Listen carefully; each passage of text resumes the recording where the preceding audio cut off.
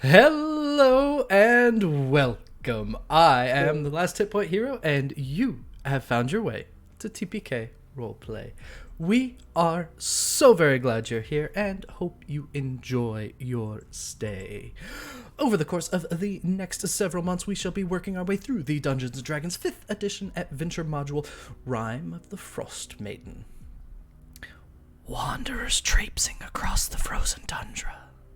What waits for them on the ice? What waits for them at the end? First and foremost, no attempts to make this stream child appropriate have occurred. This is a tale of cold isolation, alien incursion, and self-centered divinities. This actual play stream contains adult language, descriptions of violence and light gore, scary images, and, generally speaking, a great deal of cold. Our players are here to warm the night. Safety tools are in place for the players, but you, as a viewer, do not have such a luxury, so if you know of any sensitivities to the listed topics, please keep a teleportation spell prepped and readied. Barring that ready action trigger, kick back, relax, keep all heads, hands, paws, and claws inside the stream at all times. Slap that follow button to join the wonderful world of TPK roleplay games. Prepare yourself for the upcoming TPK Con over the course of not tomorrow, but the weekend after. The 9th, 10th, and 11th is just a flood of content. So many great panels, so many wonderful people. So do make sure that you book your schedule to watch all of that. The Discord link went through, so Sir Heck was absolutely on it, had the Discord link perfectly queued up, and then I switched beats and mentioned TPKCon instead. So Sir Heck, I appreciate it. 100% on the ball. It was me that threw off that timing. And then it threw off where I am in my and above all else, be good. That's the rule. Be good. With no other announcements in mind, you may not know these amazing players. So, no jingles. Be good. Be good, Al. Just be good. So let's change that. Everyone here will introduce themselves and their character, plug other shows or projects that they are participating in, games they play, and they will tell me about a time that their character broke one of their toys when they were young. Whatever you want to tell me about that event, tell me about a time you broke one of the toys when you were young. I believe that is plenty of headway, so we will begin our introductions above me and going around. So in the left center segment of your screen, I have one question for all at TPK as we get started tonight. Are you ready to rocks? That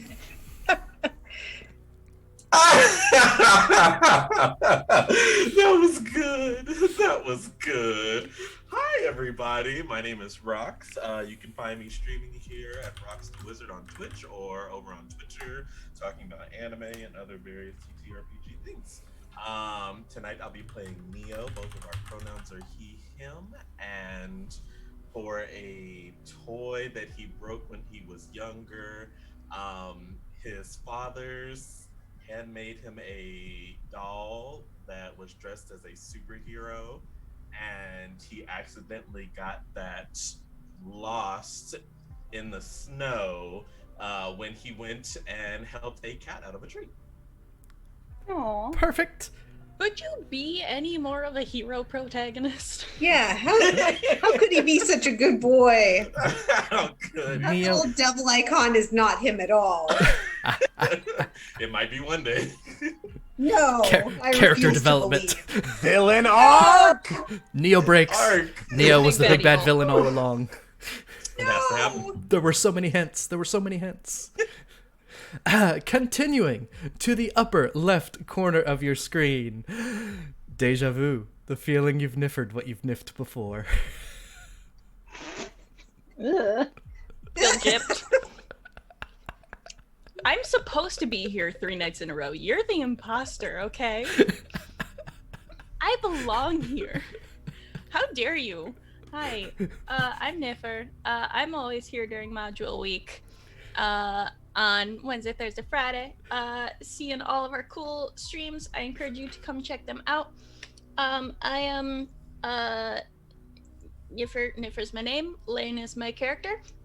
Lane is a he, him, and I am a they, them. And Lane is a younger child. He has a big sister, and his big sister is the coolest. And we're probably never gonna get to meet her, but she's awesome. And they both were kind of nomad children growing up, which means that they kind of just had like play weapons a lot, is what they got to play with. They got swords very young, and mostly like wooden training ones and stuff. So one time he and his big sister were fighting, and they will not disclose who did the maneuver that was breaking the swords, but they both know, but they have each other's backs, so they're never going to tell who broke it. Aww. Perfect. Absolutely flawless. Continuing up and around in the upper right corner of your screen, an adventure seeker, alley creeper, a screaming young fighter. I hear you yelling, you want it now. Here you go. It's Al. Hi, I'm Al Lucart, and my pronouns are they, them. I'm a non-binary, neurodivergent sci-fi fantasy illustrator, say that 6 times fast, and I play Mirth, our dragonborn bard, whose pronouns are he, him. Mirth's childhood toy was actually an instrument. It was a drum set, and he played it obsessively, and much to the frustration of his older brother, Honor. So one day, Honor got sick of his shit and threw it out the window into the canal, and Mirth now prefers stringed instruments or wind instruments. And that's the story. Makes perfect sense. It's also the wonderful level of irony that Honor tossed the drums. Yes, Honor's a dick. Continuing around. Honor's a little bitch. Oh, I think we need to have an icebreaker about how we feel about our siblings, because I want to hear more. The middle right section of your screen, I've heard he is excellent with jam and bread. It's T. Hello. Aww, that one got I me. am T. My pronouns are he, they. I play Brom, the human paladin. Brom. So Brom's story is that when he was about 4 or 5, his parents bought him a little wooden pole horse, and like any stupid child, he sat on it and snapped off one of those little like wooden sticks that the wheels are fixed to, and so it wouldn't roll anymore. He tried to fix it himself and failed. So he showed his parents, and his mother, Leona, refused to repair it. He'd have to live with the consequences of his actions. So after that, he never sat on his toys again and tried to be a well-behaved good boy. Brom was 6 at the time. I'm so sad for you. He was like 4 or 5, so small. Yep. I am so sad for you. I'm gonna get you a little toy for I'm sorry about your abusive childhood. His father is a knight. His father is a knight, and his mother is a lady. And he was expected to, because they were hoping that he would be the heir. They wanted him to grow up like understanding that actions have consequences, and there are certain expectations to be held. We had the opposite of Hi, Brom. we're gonna change the plot now. We're gonna go talk to his parents. We just want to talk. It's what? I'll have living parents in my backstory. It'll be a happy backstory. Look, they're alive. They're still alive, both of them, in great health. It's all good. Perfect. I promised. Wonderful. Continuing down and around the last of our introductions for the evening, a cute little heartbreaker and a sweet little lovemaker. It's Foxy. Oh, you charmer, you stop it. Hi, folks? It's Young Foxy, aka Big Foxy, aka definitely still super banned on Twitter, Foxy. And tonight I'm gonna be playing Azerus, the Metal Guard. If you want to find me, the best place to check out is Neon Lights Roleplay. Because fun fact, give it like a month or two, this will be the only TPK game I'm still in. Like all the other ones have been ending, believe it or not. So yeah, gonna be catch me out doing like a lot of stuff over there. But Azerus has a story about a toy, which is a bit different than I guess the traditional toy story. As he was sort of gaining his central functions and going through his early training procedures, there was a particular training dummy Azerus accidentally carved a small chink into that to him looked kind of like a smile. So he thought it was a toy, and so he would frequently spend a lot of time, longer than any of his comrades would, just kind of like messing around with it and like doing drills with it. A couple of the artificer kids would kind of come and hang around and like sit around with him while he kind of like would like smash this training dummy up. Until one day, while he was training and the kids were kind of hanging around and watching him, one of their kind of older like apprentice like like typical school jerkbag came up and was like, "Oh, why are you watching this dumb robot swing at this toast all day, like you dumb kids?" And they made the kids really upset. And Azerus got really mad at this kid and swung really hard at the dummy and like shattered it to a bunch of pieces. And then the kid ran off. And Azerus was like, "Huh, I guess there goes my toy." This was such a heartbreaking prompt for so many of us. You did this. So sad. You did this. I don't like this anymore. It seemed like such a good Sorry. idea. Yours was heartwarming. There was some heartwarming ones, yes. Yeah, because I actually did give myself a good family, okay? See? What's a family? Hey, Neo lost his saving a cat. I mean, we're good. It's great. I love Yeah, it. it's all right. Happy. So, I am the last hit point hero. My pronouns are he, him, and I will be playing the part of just about everyone else throughout this campaign. We do have a summary prepared from the one and only Ol'Bitey. It was, I will say, a quite intense session last time around, so if you have not caught it, do head back and take another look. A lot of very interesting stuff going on, and we're going to be picking up the pieces of some of that when we get started today. So for now, Ol'Bitey will let us know, and we will return with the game for the evening. Oh, Mirth quite nearly died, with Gerard by his side. He pulled through, kissed you-know-who, feelings not quite denied. Oh, back out in the cold, this song never gets old. Where this path leads, we'll wait and see what wonders to behold. Oh.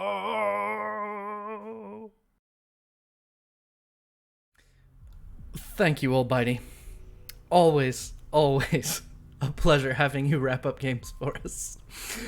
It's also hysterical on my end, because in order to do and route all the sound properly, I just stare at this fish's jaw yapping for the entirety of the summary and can't hear it. So if Ol'Bitey's ever not singing and just lip syncing, make sure somebody tells me. So, to set the scene for tonight, our introductory scene brings us to a man with dirty blonde hair and a close-cropped beard, waking up with... Sorry, I thought one of my kids was about to ring in and say something. Go to a scene of a man with dirty blonde hair and a close-cropped beard waking up with a jolt. Startled awake as well, his dog jumps out of the bed, barking to try and help. It's okay, girl. Settle. A few more huffs, and the overgrown pup hops back up and circles a few times, then collapses in a heap. Fine. You sleep. Weird dream anyway. Splashing some water on his face from the basin at his bedside, he lights a lamp and looks up into the fragment of a mirror hanging from his wall. Huh?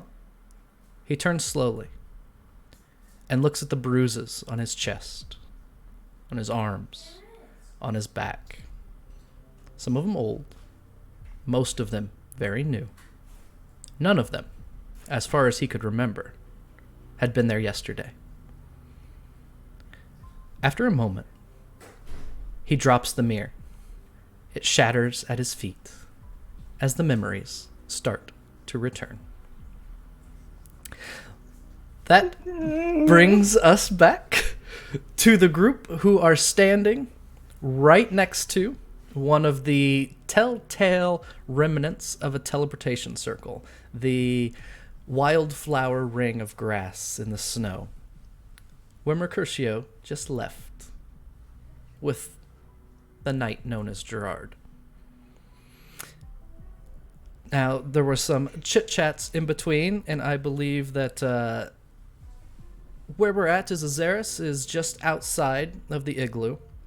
Neo and Brahm were more or less standing there observing from a distance, while both Mirth and Lane were right there when it happened. So that is where we will pick up for the evening.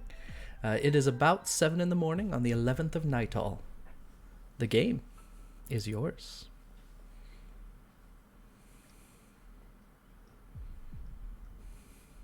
Merce looks a little helpless. Lane looks a little clueless.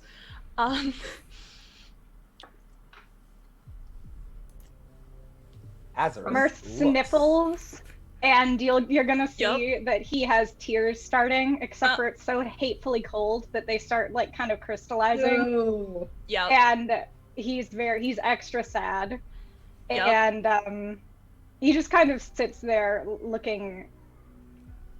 He feels really thunderstruck, and he's processing a lot of things, and he's staring at the little fey ring where Mercutio once was, this sort of flash of spring, a natural spring amongst winter, and realizing that there are so many powers in this world way beyond his ken. And Lane- sometimes they fuck with you just because you're mortal. Lane kind of like nods to himself very jerkily a little bit, like kind of accepting like this has to be done, and initiates contact with Mirth for the first time, of just like reaching out a hand to just like pat his far shoulder to do kind of a side hug.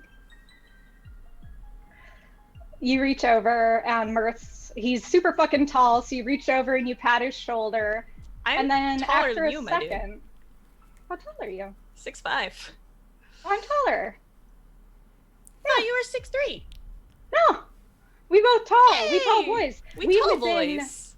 We either way, we're of a height. It doesn't really matter. Anyways, I do But that thing like in Lord You're of the the Rings perfect where size he's, like, for hugging. looking. I mean, say, yeah. Just, Merce will turn around at our perfectly lovely heights that are yep. conveniently matched. Yep. And when you touch his shoulder, and will kind of curl himself smaller and like bonk his head. He's a really big head. It's like not a horse size, obviously, but he's a dragonborn, so his proportions are kind of weird. And he just bonks his entire forehead against your chest, and you can hear muffled sniffling and see his shoulders shaking as he cries it out. Yep. I don't know what to tell you. That's textbook him, and I'm sorry that you had to be the target of that.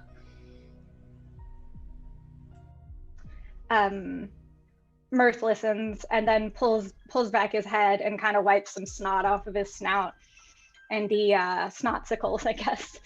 And he says, ever since I was a hatchling, I've always dreamed about adventure and about romance and exploring the unknown. And the moment that a handsome knight dropped out of the sky into my lap, a part of me thought, could this be the treasure? Could this be my fate? And I should have known it was too good to be true. Part of me hoped that maybe it would last for longer than the 7 days, like that one story. And he recounts a fairy tale that is common. And then he just sighs and he looks guiltily at you. And he says, this is my fault, though. No. It's not. This is what they do. And this isn't your fault.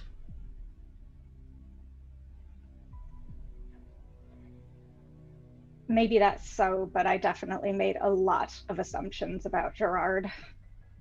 I painted him as a fairy tale prince, and he deserves to be his own person, whoever he really is. It's good that he went back, but I'm not sure if I'm glad that I met him. I have to think about that. Rom would make room for Neo to move in if he wants to, and then very carefully kind of taps Mirth's shoulder with support.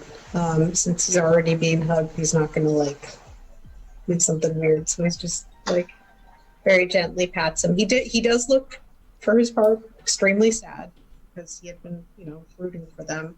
Like, he doesn't know who Gerard really was as a person. He thought he was pretty cool from what he could see, but mostly he was hoping that Mirth could be happy, since that's something that he feels like he probably won't ever achieve. Yo kind of like runs in as well. He kind of like squeezes between everybody and goes up to Mirth. And then you feel he used his thumb to like wipe around your eyes because he saw that the tears were frozen over. So his like warm little hands are just kind of like trying to melt the tears and wipe them away at the same time.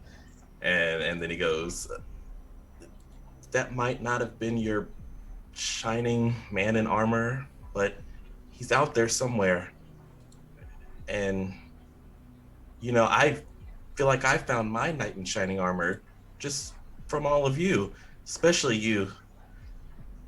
You make everything better, and you make me feel safe. Mirth does a really horrible honking noise and grabs you up and starts like ugly crying right next to your flaming head.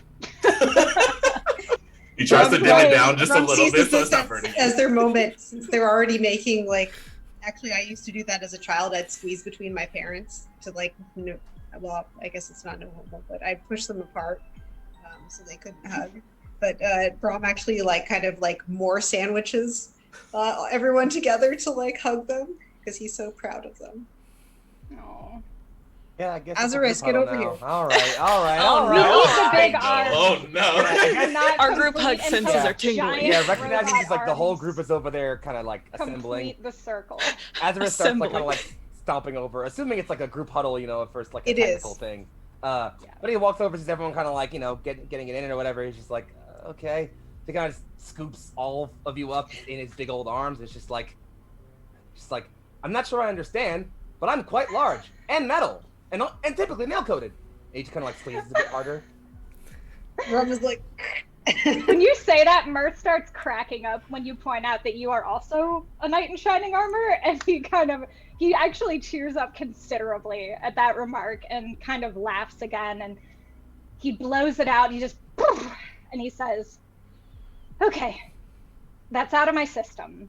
No use being sad for that long. We have to be practical. Are we going to go to Skywatcher Tower or what?" One question. Let's go. Lane? What? Can I squish your small friend? They are my boss.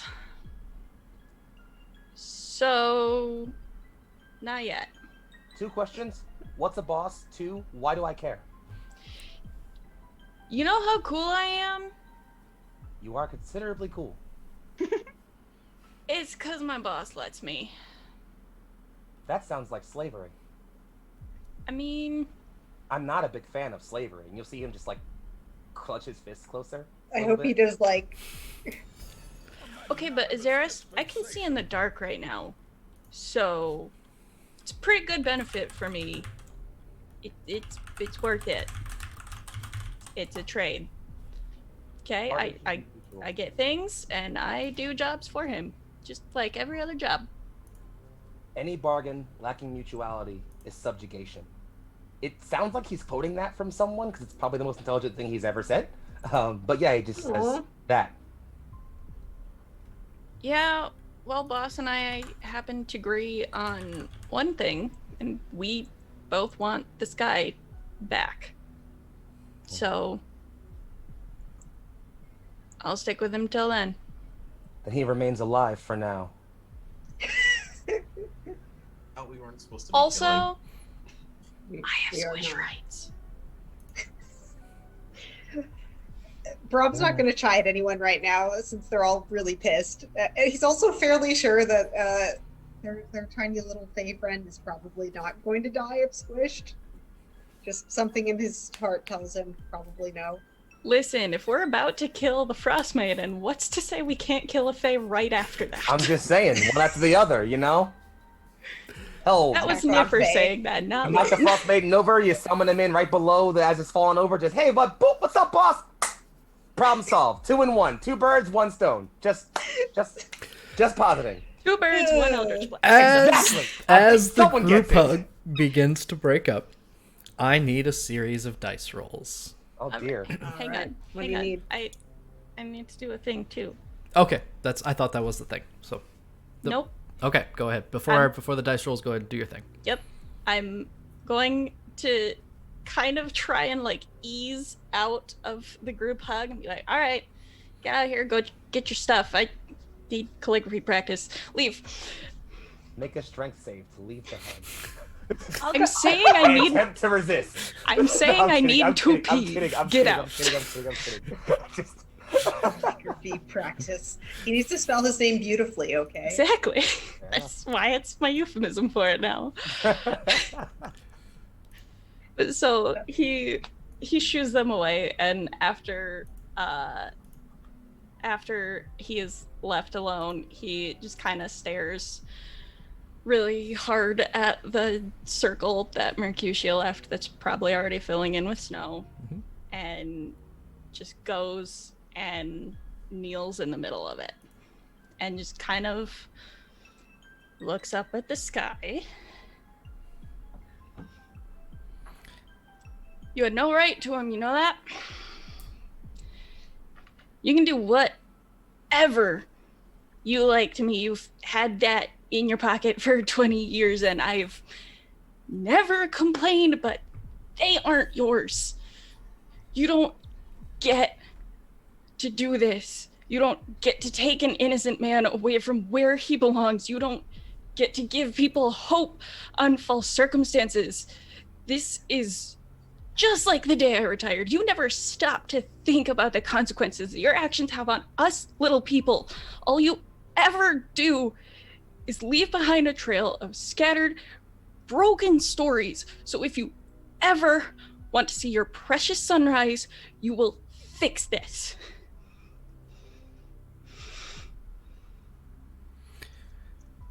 As you've known from before, in the remains of that circle that's left behind is a touch of warmth and a little bit of a sweet smell.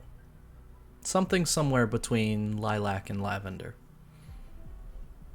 And as you rage, the scent begins to fade a little. And a couple of the flowers wilt. You don't hear any message, but that's not unusual for Mercutio. But you get the impression that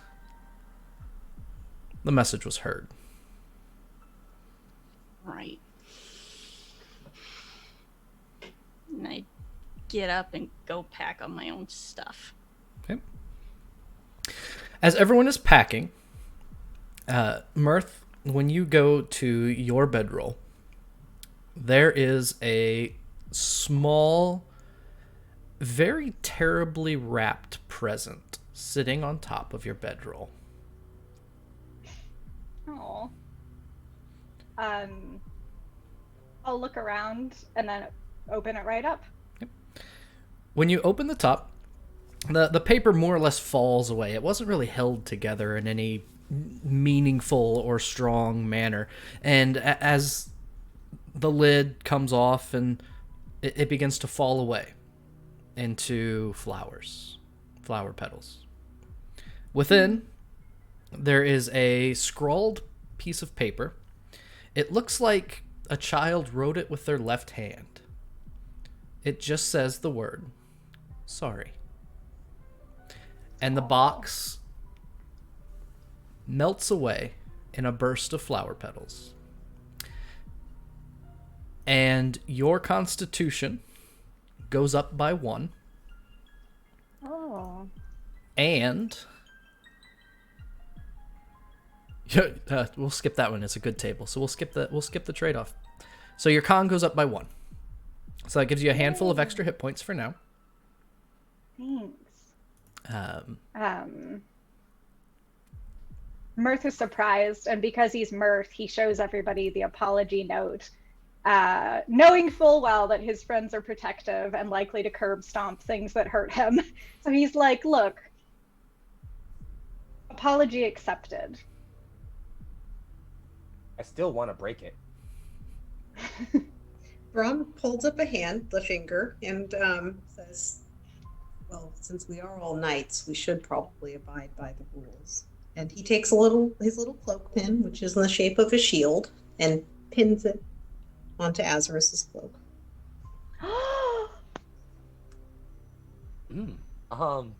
Merce does that face. Yeah, sorry, I need a moment. Give me a second here. Yeah, I think Azerus kind of just stares for a second, like looks at it, and like again, like in the silence, like all the visible mechanical blinks, he like looks back up at you, Brom, and like his eyebrow or like the places where his eyes are kind of shift a bit, and he's just, I'm not sure I know what this means just yet, but thank you. You're welcome. He'll just kind of flump down, loud bangs, he kind of sits down on the ground. Very childish, just fine. The small thing lives. I wouldn't be much use to you without him. You are incredibly useful.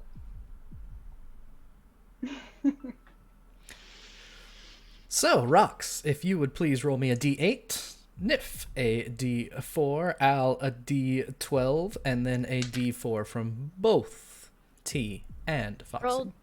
I rolled a 3. Are we getting a blizzard? 5. Are we getting a blizzard? Imagine us not getting a blizzard. We got a d8, right, from me? D4 from you, Foxy. I imagine me rolling a die. Was that a 5 from you, Rox? Yes. Okay. 4 there. T, a 1. And Mirth, or Al, sorry. 11. 11. All right. Probably the best news any of you have ever had. Over the course of the next half hour or so, the camp is broken down, and as you have before, the igloo is kind of just more or less left behind. They become nice stops if anyone else tends to find themselves trapped in a blizzard. No reason not to tear it down. And you begin, or you stare out at a picture much like what... Oh, did I move you? I think I moved you over there. Much like what you're seeing here.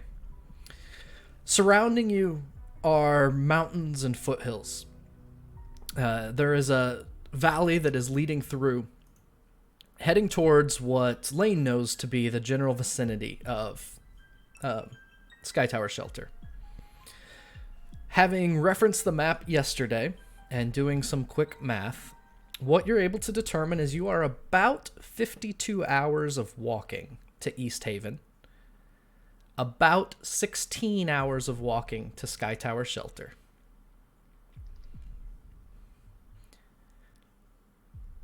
I believe the plan was towards Skytower. So the sleigh is loaded. Azerus grabs a hold. And you begin your march to the east.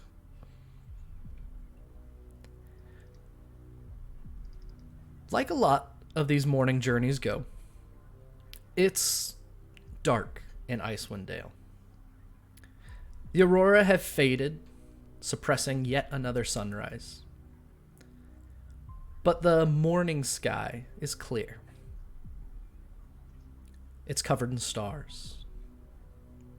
All the constellations that present over Icewind Dale are before you. The first few hours are uneventful. You leave around 7:30 or so in the morning after camp is picked up. And 4.5 hours later at noon, you find yourself pausing for a midday meal. It too goes uneventfully, and you continue on. Sometime nearing the end of what would be the 8 hours of travel east. In fact, we'll go ahead and put it at the end for the sake of convenience. You're getting close to the point to make a decision. You've traveled for 8 hours, which is the theoretical limit of a full day's travel. You can push further with Azerus attempting Constitution saves to avoid exhaustion, which are rather difficult since, well, he's pulling probably Mirth and Neo both in the sleigh, at least. So you can roll for that to keep pushing, or you can stop and rest after the regular 8 hours. Your choice. Azerus is always down to keep pushing for his friends, so if y'all decide to want to keep going, then he has no complaints. Yeah, Lane will keep hiking. Keep pushing. I'll keep riding. Thank you for the ride. Happy to be of service, friends. I think before we had also managed to fit Brahm on, right? Yeah, at one point Yeah. we got at least 3 Brahms people one on too. this. Yeah, I think it was 3. Brahm's Yeah. thick. He's on the back. He is indeed thick with 3 C's. We like them he's thick. actually- We like them chunky. At He 4:30 at 4:30 in the afternoon, I need a con save. I'm on it. From I'm Azerus 4:30 in the and afternoon, Lane. Rom was accused of being Yeah. thick with 3 C's. That's 16. 21. Both of you pass, and you push for another hour without any undue pressure upon you. It comes to 5:30 in the afternoon. Or do you want to continue for the next hour? Yeah. Let's do it. Why not? Okay, so go ahead and roll another con save.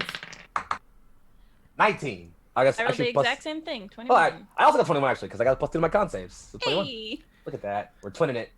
Hey. Both of you pass again. It's about 5:30 in the evening, We can do it again. and you. Definitely. And it gets more difficult each time, just so you know.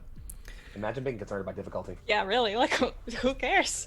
That's for people with intelligence. That's When we have our honestly- recruitment, We can also nobody. switch Imagine out having here. plans besides pull thing. I And mean, we could also switch out. Sorry, go ahead. the as you get to about 5:30 in the evening, out in front of you, you see a rippling of movement. It's still in the distance, quite a ways out, which is what makes it so hard to tell. It's more of a rippling mass of shadow, moving as one. And ever so often, what you can only guess is a head lifts above the shadows, and glowing antlers illume a section of this massive herd of reindeer. Hundreds and hundreds have gathered in the valley. We keep them. There are pine We trees. live here now. There are pine trees that they are eating the pine cones out of. And they seem to be rooting into the snow, trying to find anything at all to eat. Whatever food they might be able to find. And I think I have a picture for Listen, you. we had a really rough morning. We need to bring the rest of the group to these reindeer to make them happy. We need to keep going. Yeah, Aw, I'm absolutely fine with that. Wait, I love their horns. is he a magic one? Are his horns, Yeah. are his They antlers glow. They're glowing? glowing. So Lane We need to go. knows We need to get that it. on occasion, for whatever reason, and there's plenty of guesses about it, about every 1 in 75 reindeer have glow-in-the-dark antlers. Just like in real life. No one is...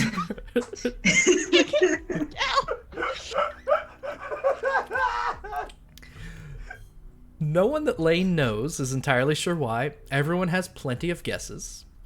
Some say that those are the reindeer touched by the Frostmaiden.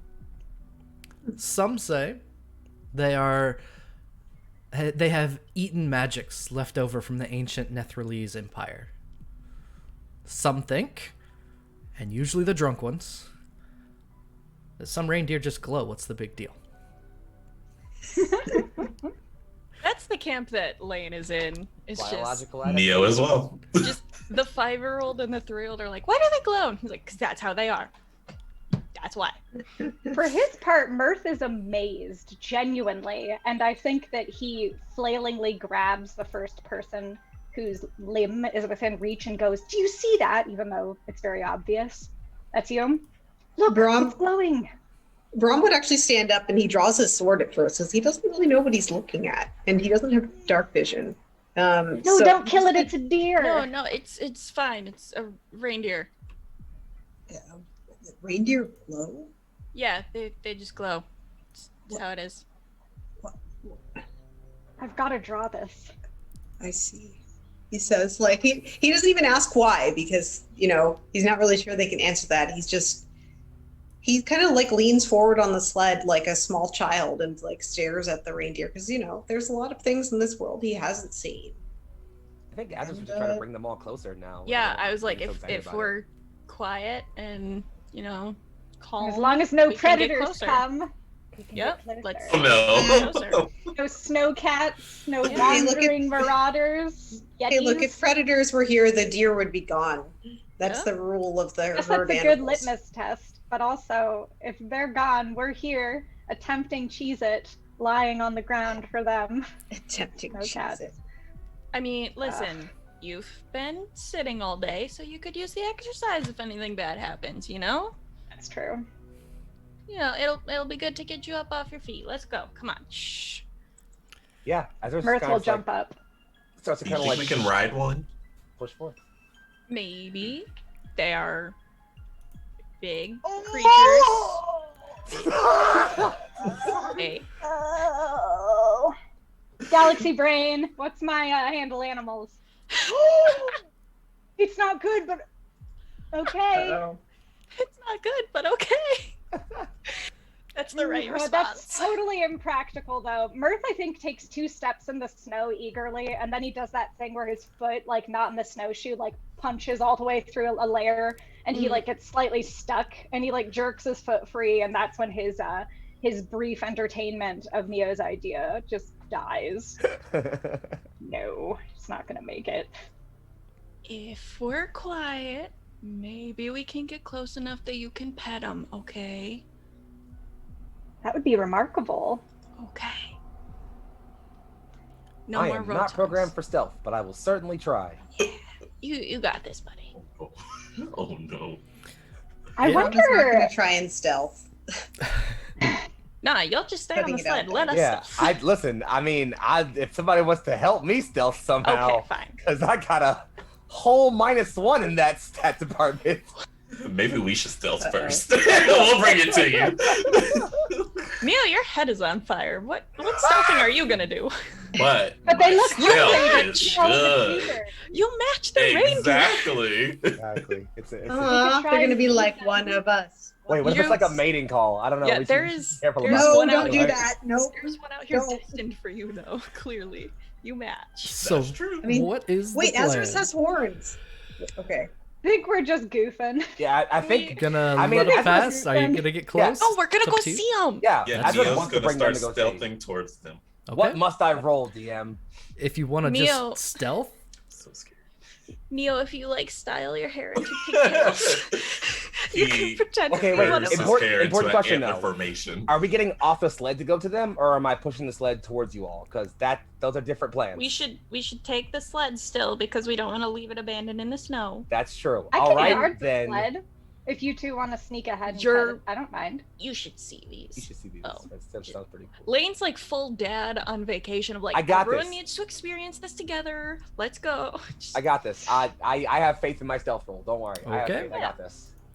You ready? Scared. You go ready? Here we ahead, go. and anyone that is approaching, give me a stealth check. It will be a group stealth check.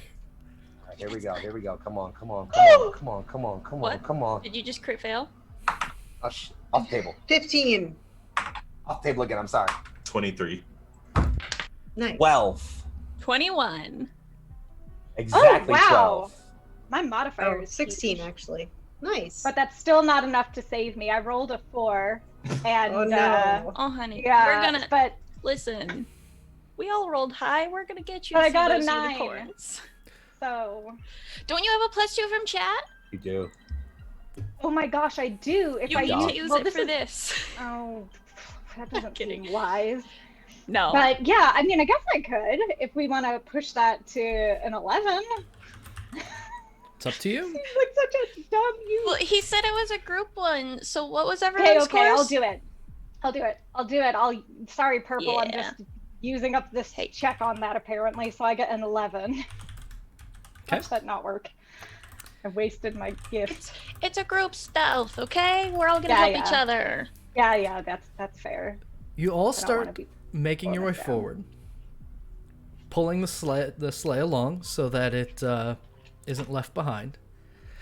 And as you start creeping closer to this massive herd of reindeer, a couple of the ones with horns that are glowing kind of snort and look up.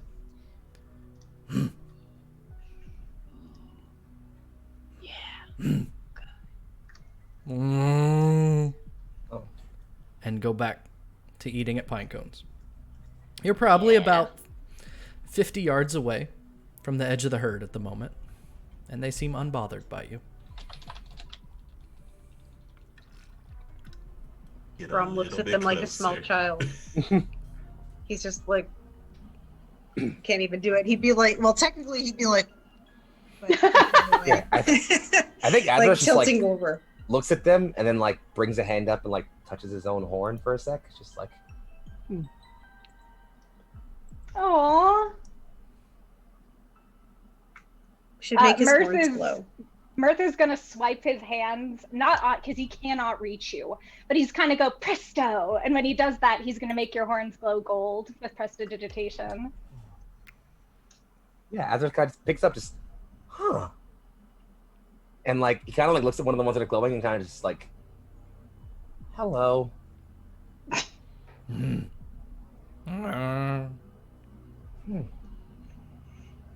They're not. Mirth is really delighted, by the way, seeing Azerus interact a little bit with the animals. Yeah, he's like this is a fucking cute scene.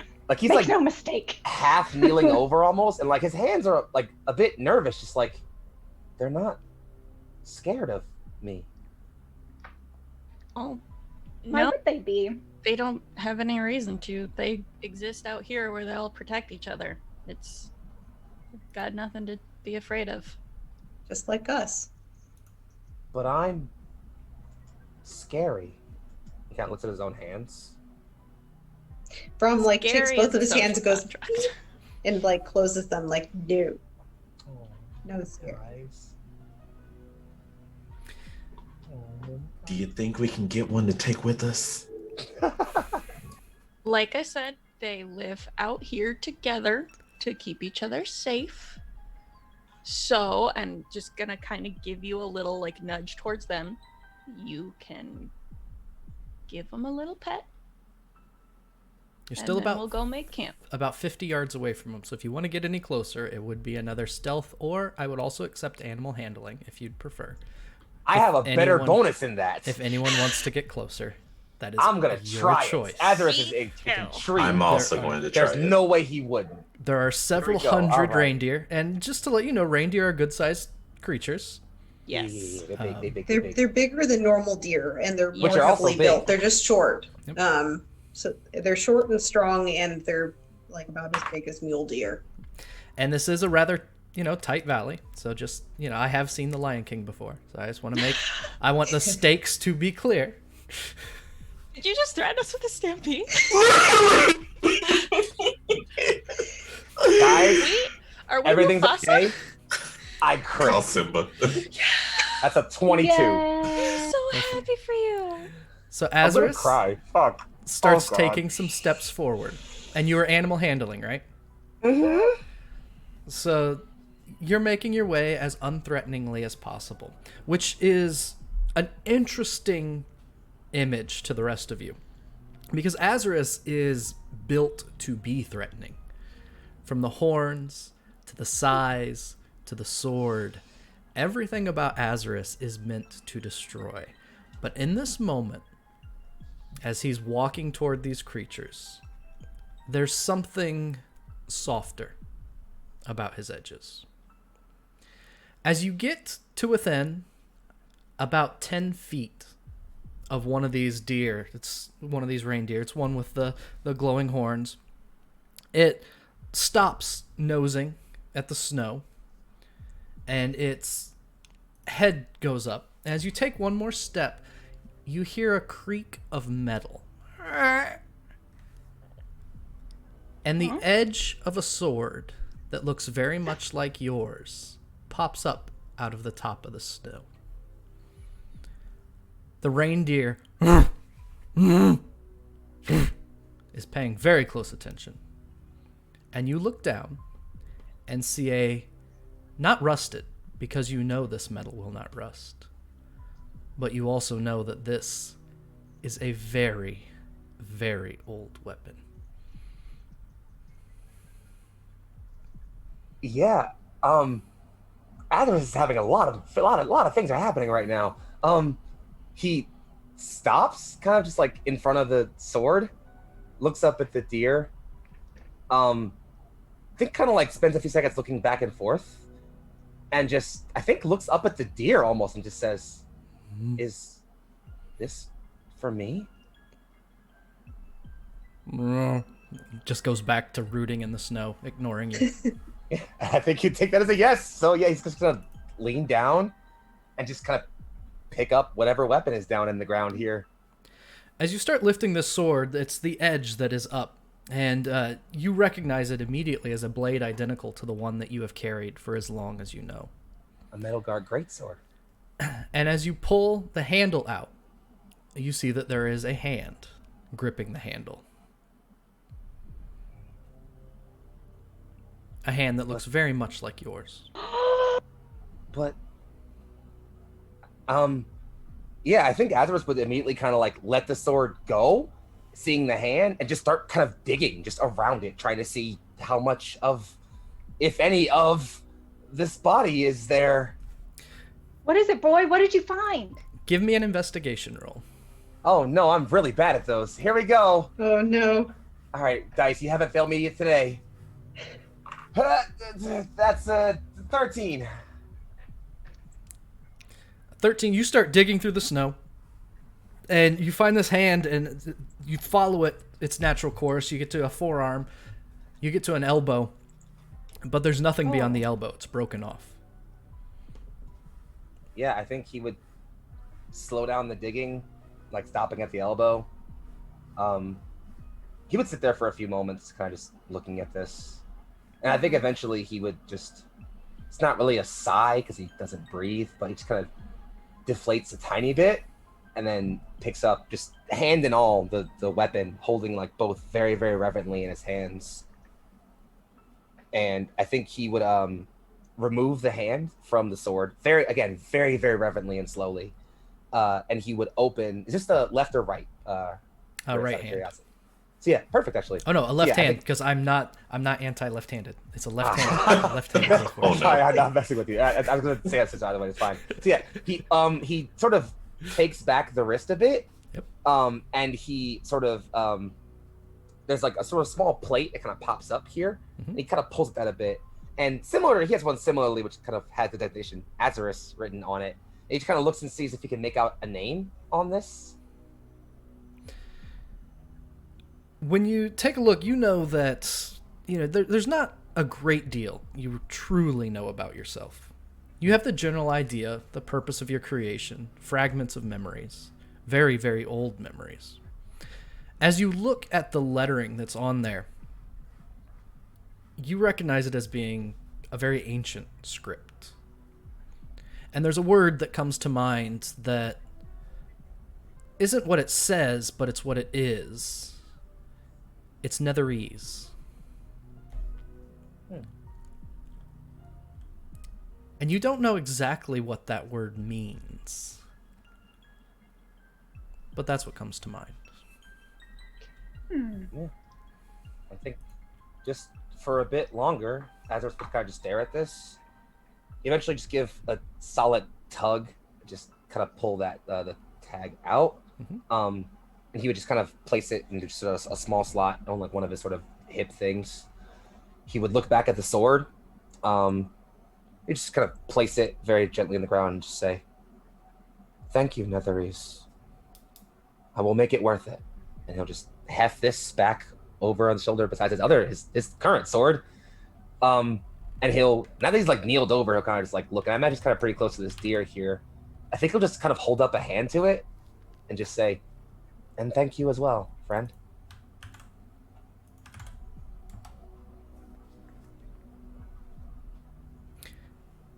The deer continue to root around. The rest of you kind of see Azerus pause, start digging around. How do you respond? Brom notices something's going on and would very slowly approach. Although he's trying not to scare the deer, he doesn't have any skill in animal handling, so he's just like scooting. So you're going to stealth your way up. Slowly. He's going to try without startling them. So Okay. let's see. He gets ahead a and stealth, bro. +1 to. Here, I don't have to be muted. All right, please don't be bad. And 11, 12. 12.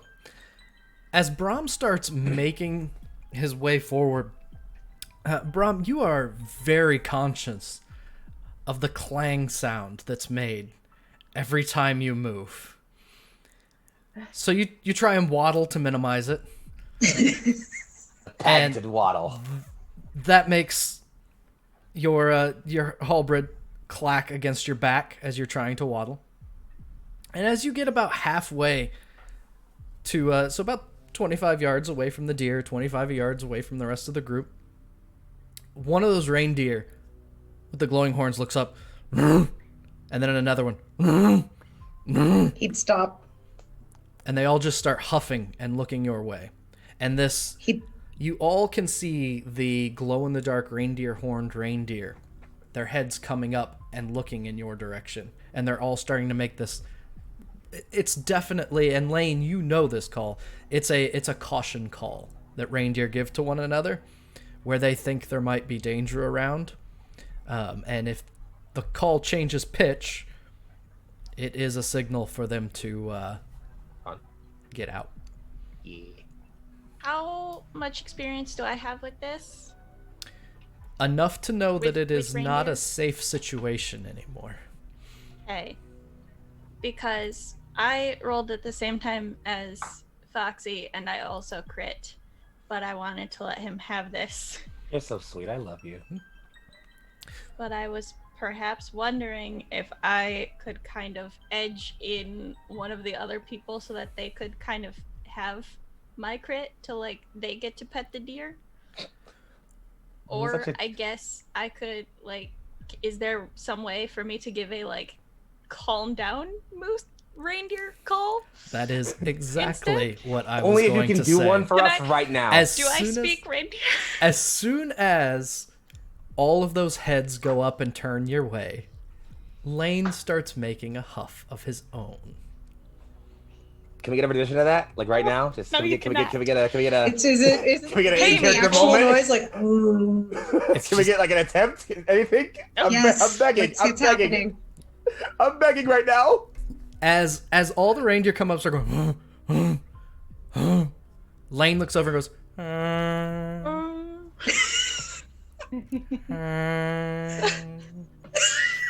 The soft drone, like, just reassuring, like, And I like after that he's also using the force. I'm sorry. after a little yeah, bit, calming motions. We mean no harm. after a little bit, you hear that start to be echoed instead of the huffing. Good. But there's still a little bit of the huffing around. Lane knows that you have averted disaster, calmed Yay. down an entire herd of reindeer again, and you find yourself up next to Brahm with a hand on his shoulder. And he's just like stopped moving because he didn't know what the noises meant, but he assumed that was all very bad, so he just kind of like stopped. Good. Okay. Should we get out of here now? Yeah, We I think probably Azerus should. recognizing the slight panic. Unless anyone else has anything to do, that's totally fine. I mean, I maybe want to see if, like, I don't know what season it's supposed to be, but are any of these glowing reindeer shedding their antlers that we could maybe find a cool glowing souvenir? You know that they Or would stop they glowing still shortly glow? after they're shed. A shame. Tragic. So Dark times in the kingdom. denied. No, that is not. I apologize. That is not a very good yes and DM answer. Oh, that's As fine. a matter of fact, Sometimes the answer's no. there's And that's okay. no reason I can think of that you shouldn't collect some glowing reindeer horns. Aww. So I want to give it to my son. That's all. I'm just saying, remember we had that pre-stream call and we were saying all the things? Yep. Mhm. You reach down. This is that. You reach down next to Brom, and you pick up out of the snow a very faintly glowing shed horn. Aw. Azerus backs up slowly. Mm-hmm. Are you leaving the sword or taking the sword, just for my own edification? He'd take it, just like, again, very reverently, he'd take it and then kind of just rise up and look at the deer and just say, I've taken too much of your time. Thank you. And just like facing them, just slowly back away to like a good distance away and then turn around. It is about 6 in the evening. You've all traveled a very long way. It's not impossible to pass by a reindeer herd. Lane, you know it's not particularly advisable to try and pass a reindeer herd.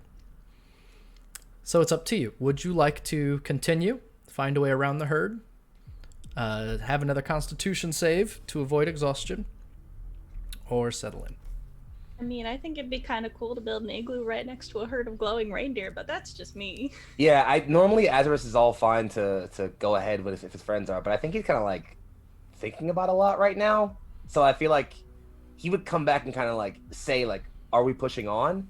But there's a little bit of like the energy he usually has kind of lacking in it, where it kind of you could imply like he wouldn't mind a rest. You know, I think we might enjoy the view for a bit. Just looks over at the deer again. I agree. Rom nods and then notices the extra sword because again he couldn't quite see what was going on. He looks Eo at goes him ahead and kind of starts setting up camp. Looks at Azerus with curiosity, like, what happened? I was offered a gift, or an omen, maybe? An old friend's weapon. Rom isn't sure what to say, but he kind of looks at him and then makes a very reverent gesture, which Azerus would notice a holy gesture for someone who passed, and then touches Azerus's chest gently as if to reassure him. I've never believed there are other Metal Guard left. I still necessarily don't, but sometimes I hold out. What's that thing you call it? Hope. That. Sometimes I have that. It's a good thing to have. Sometimes it's all that we have. Whichever friend of mine left this behind, I hope their death was noble, and I hope I can I'm find sure the it same was. someday. I have no doubt it was noble, knowing you.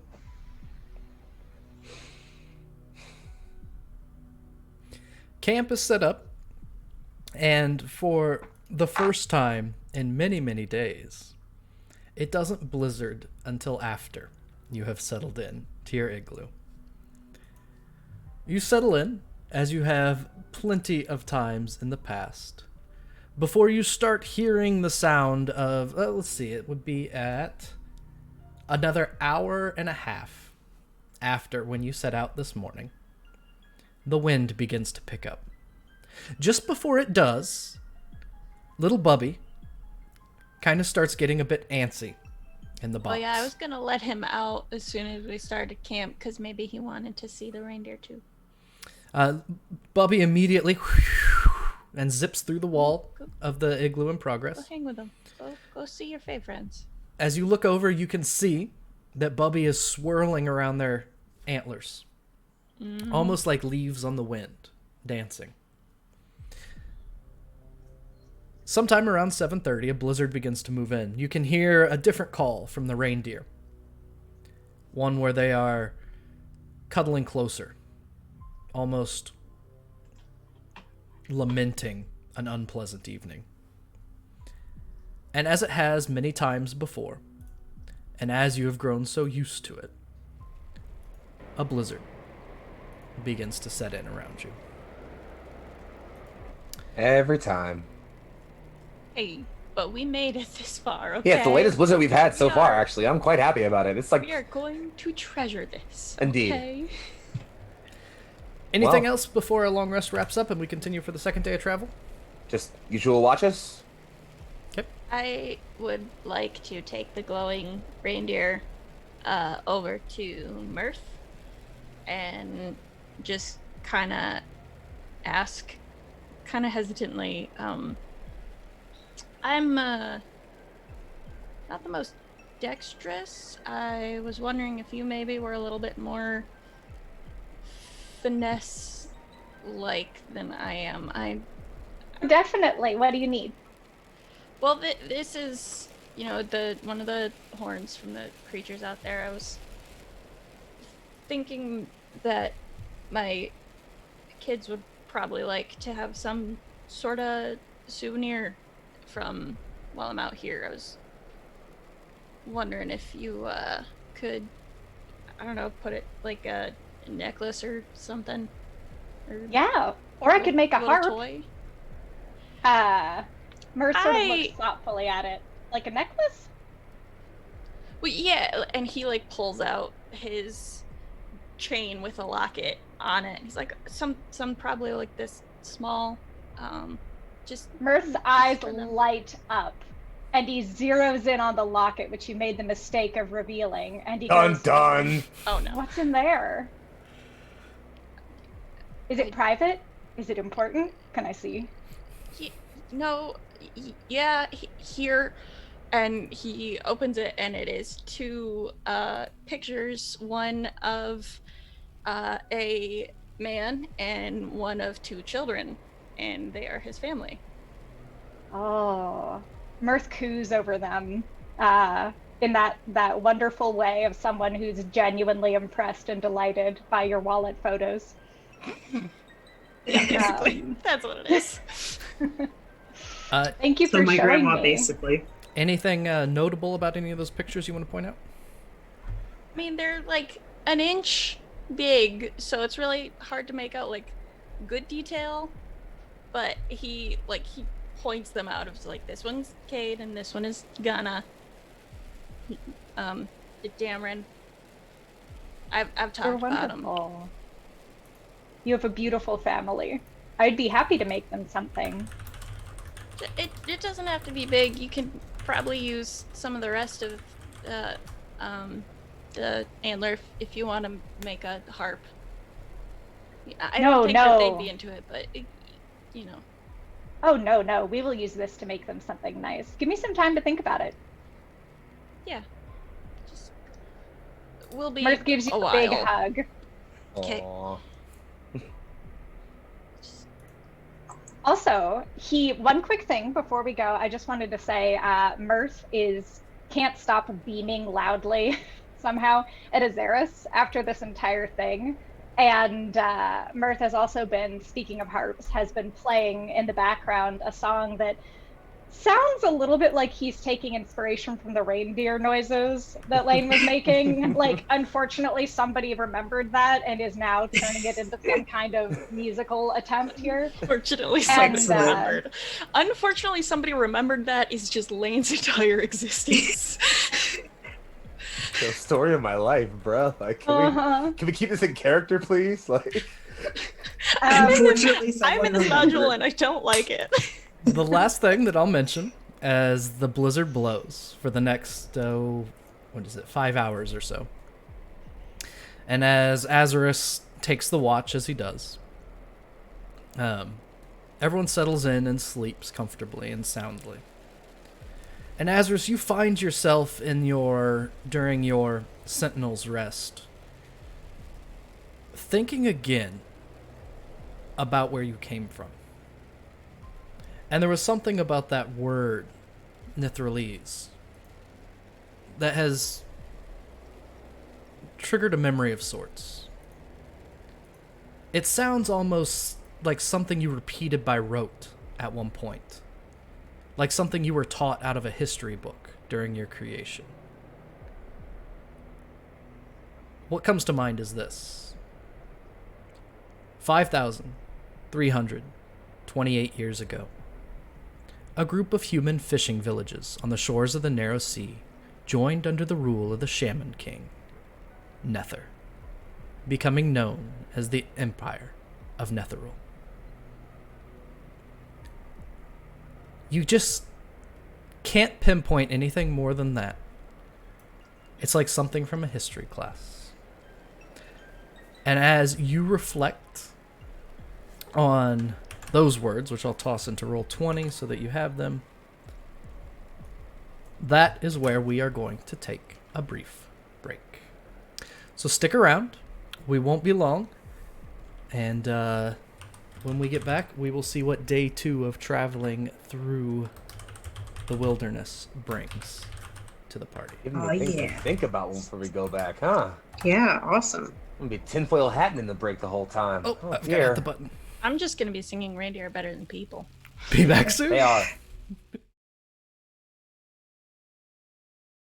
Oh, Mirth quite nearly died with Gerard by his side. He pulled through, kissed you know who, feelings not quite denied. Oh, back out in the cold, this song never gets old. Where this path leads, we'll wait and see what wonders to behold. Oh. And we are back. Thank you so much for hanging out with us as we took a little bit to move around. It's always a good thing when you are sitting for long periods of time to stand up and stretch and move and keep the blood flowing. So thank you for your patience there. We will pick right back up. After about 5 hours, that blizzard passes, as they always do, leaving you in this valley for the rest of the evening. In your igloo. The green aurora, as they do, wave across the night sky of Icewind Dale. And as he's seen many times before, many times before, in fact, Azerus watches the green aurora press toward the east and push back the sunrise for another day. You break camp. The herd moved on sometime in the early morning, leaving just the torn up snow and maybe a handful of fallen antlers if you really want more. Anything before you break out for the day? We could have matching friendship glowing necklaces, just saying. That would be so cute. Tempt me. Brom's gonna pick up Do some that. pieces of antler. It doesn't need to be glowing. I'm sure that most of them aren't. But he'd go and pick some up since he wants to carve like buttons and like cloak pins and such out of them. Since as you know, antler is very hard. It's harder than bone. Well, it is bone, but you know what I mean. So it's a good thing to make like buttons and such out of. He'd also go to kind of investigate. He's not going to dig too hard because he doesn't want to like unearth anything that'll upset Azerus, but he just kind of like check around where Azerus found the sword just to see if there's anything else obvious. You can make an investigation roll.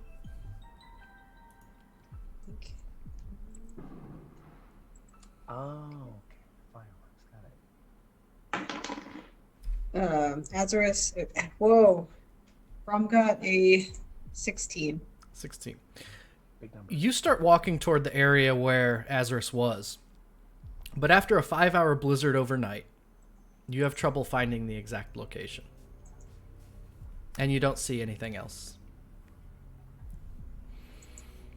He'd kind of look at it. He'd say a prayer over where he thought the spot was and kind of finish getting himself ready for the morning, and he'd stow the extra antlers that he found to carve later. Sounds good. As always, I need a handful of rolls. Neo, Rox, a D8 if you would. Nif, a D4. Al, a D12. And then T and Foxy, a D4 from each of you. 1 for me. 4. I rolled a 3. It's all my good rolls. I got a 1. 1, a 4.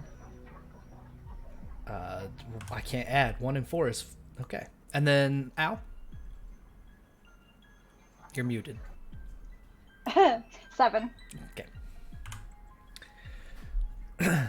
You continue your journey toward where you believe Skytower Shelter to be.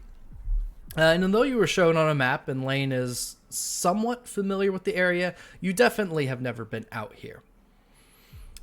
So I need a survival roll to see if you are on the right track toward Skytower Shelter.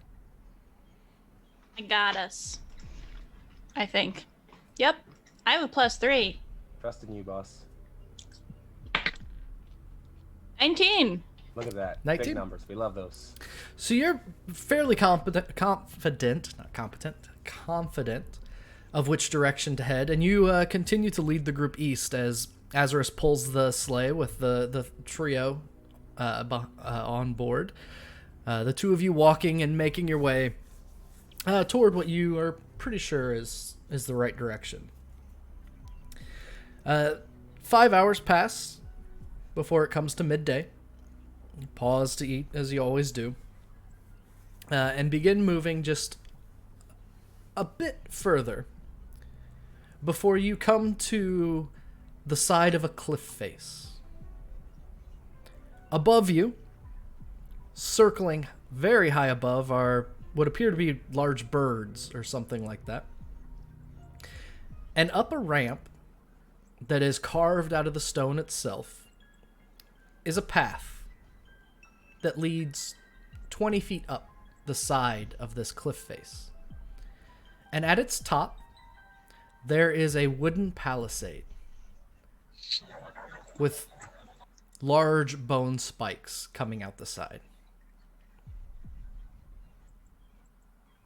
Are we due to reach Skytower Shelter? I thought we had more to go. So after 10 hours yesterday and 6 hours of travel today, at about 1 in the afternoon, you reach what you believe to be Skytower Shelter. Yeah, you said 16 All hours right. if you pulled the sled around. All right. Hooray. So I'm before we guessing do this is our destiny. Destiny. Yes! What a Neo thing to say. What a shonen Oh, thing to we say. love you. So the You thought you information misspoke. You did not. the information we got before is we met. I'm looking at my notes, and I actually didn't write down the name of the woman and her husbands that we met Oh, I did. on the road. Okay. You did? Awesome. And then also, I think that she gave us something, and I'm pretty sure I was responsible for holding it, and yet Yes. I don't remember what it was. You so have a griffin feather. thanks. Okay. And we met Zaulaf. Zaulath. And Thank husbands you. Corrigan and Monith. I'm pronouncing these terribly. I go by phonetics. That sounds good to me. So the griffin feather. They're from the Mirth- Griffin tribe. Oh, that's right. Go be the face now. Even though I have as high of charisma as you, you're gonna go be the face now. Shoot. I mean, there's not much else I can do around here but make reindeer songs and get my heart broke and just, I mean, it really No. But yeah, Mirth will sort of fluff up excitedly and say, "Those spikes are welcome. We're almost there." And then I think we should Smart. continue making our way. Yep. Yeah, I would be fine with that. Then Yeah. I will put you at the base of Skytower Shelter. Oh no, this is a straight up dungeon, I bet. Dang it. I mean, that's fine, but I can't see it odd. because I'm just staring at the reindeer herd. I Sorry, refuse there to believe is- anything exists besides these reindeer still.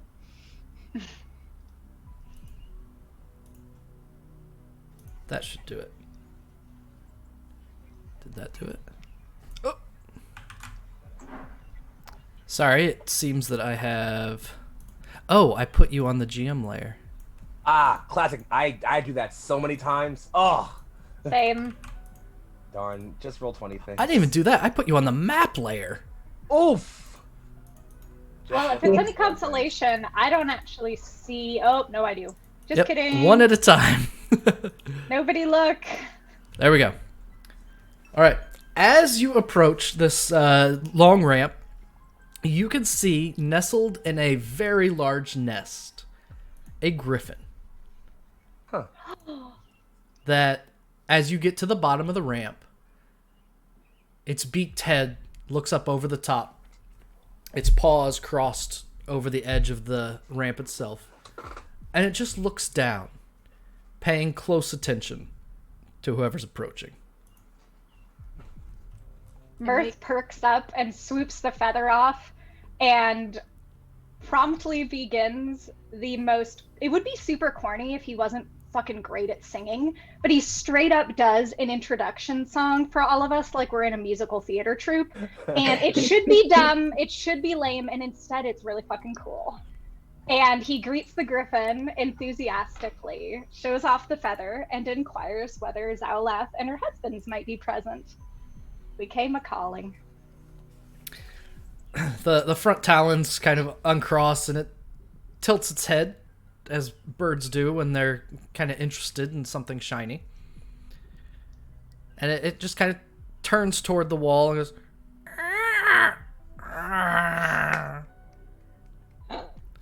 And a head pops up over the top of this wall. A Goliath with a heavy reindeer skin cloak on. Hood, furred, the kind of quintessential deep cold weather garb. And this voice calls down from above. You're still several feet down below. Greetings. Who are you and what are you doing out here? Good question. Let's go in a row. First, we have the very own Achilles Laneheart, and it's just gonna be the long version unless interrupted. Every single it's person getting interrupted. on birth. I just one phrase in, and Lane's like, "Yep, cool, moving on. Next."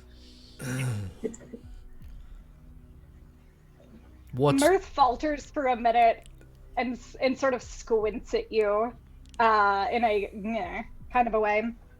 We're here to visit. We met you before on the road. I know that you have not met me on the road. Oh, is this a different person? Stepping back out of character. This isn't... It's not somebody you recognize. Nope. Oh, whoop. Whoa, I just did a faux pas making assumptions there. Whoo, excuse me, that's awkward. But in all seriousness, if Mirth did not recognize the Goliath face, would not have said. You start going through the introductions, and the Goliath there goes, I am Chieftain Arn Rockfist Akhenathi. Man, that's cool. I oversee the Eyrie of Skytower Shelter. Can I get that written in chat? Okay, thanks.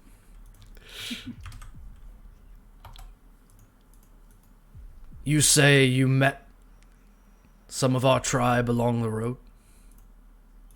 We met the esteemed Zaulath and her charming husbands, Corrigan and Moneth, of the Great Pecs. The Great Pecs. A clever one. Wait here a moment. And he steps back behind the wall.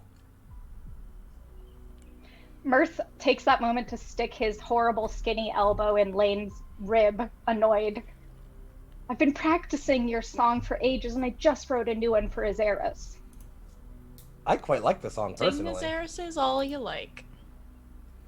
Mirth preens. Well, then I'll feel self-conscious. And I don't want to make you... That is.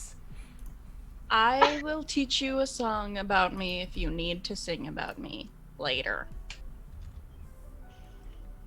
Take you up on it. As you're waiting, the gates of this wall, that didn't exactly look like gates, split in the center and open. And walking down from the top of the ramp is the Goliath that you met on the road. She pulls back her hood, showing her bald head, and I believe she had a kind of a top knot ponytail type situation going on. She starts walking down with arms open. She says, hello everyone. I'm so glad you came to visit. It has been a week and a half or so, I believe. Out of character, it's just so soon. We were like, we'll see you someday. Shows up a week later over here. Yeah, really. Me when I meet somebody and hang out with them for the first time, just...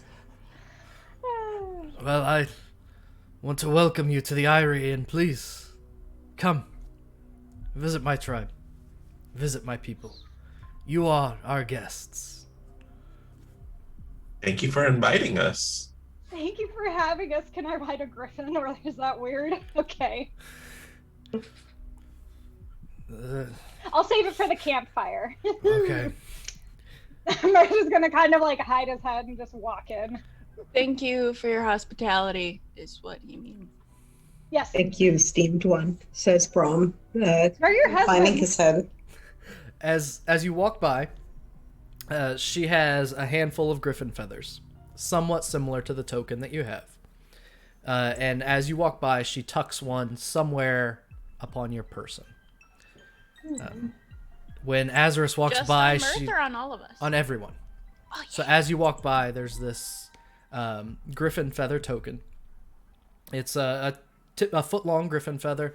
The bottom third of it is wrapped in a different colored thread that's been dyed a number of different colors.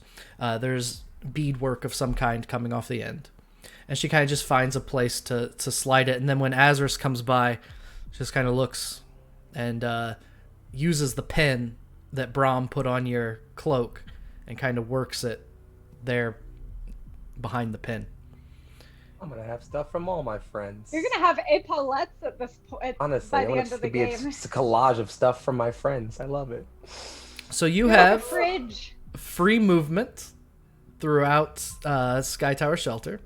So if you want to explore, talk to anyone, you are more than welcome to. So you should be able to move your tokens yourself. And I think It's so tough because, like, I feel like for the purposes of the group, like, we want to like have conversations, dynamics, and things, but like, Yeah, we're in an open world now. Oh no. but like Azerus is like going through shit right now. Like, he kind of needs a bit, but I don't know. I guess he'll just kind of follow around. Neo, I'm with you today, boss. Wherever you go, I'm going. Aw, Yay! Neo gets a sidekick. It's our that's team up so episode cute. now, boss. I'm a full metal. This is your alchemist. Zuko episode. We about to have a beach episode. as you get to the top of the ramp, you look up and what you thought were birds ahead have lowered their altitude significantly. And you see that there are 6 griffins circling above you, shrieking attention to the rest of the Eyrie. They descend until they're a few hundred feet away, but no closer. You pass through a 10-foot tall barricade made of wood and stone, and a gate made of thick lumber, festooned with metal spikes. Within is a partially carved but mostly natural cavern. The walls are inscribed with images and pictographs, words and stories. And there are people and griffins milling about everywhere. Brom is Mirth is gonna overtaken. grab Brom like by the elbow and croak, "Griffins, real griffins. They're beautiful," he said They're softly. beautiful. You're beautiful."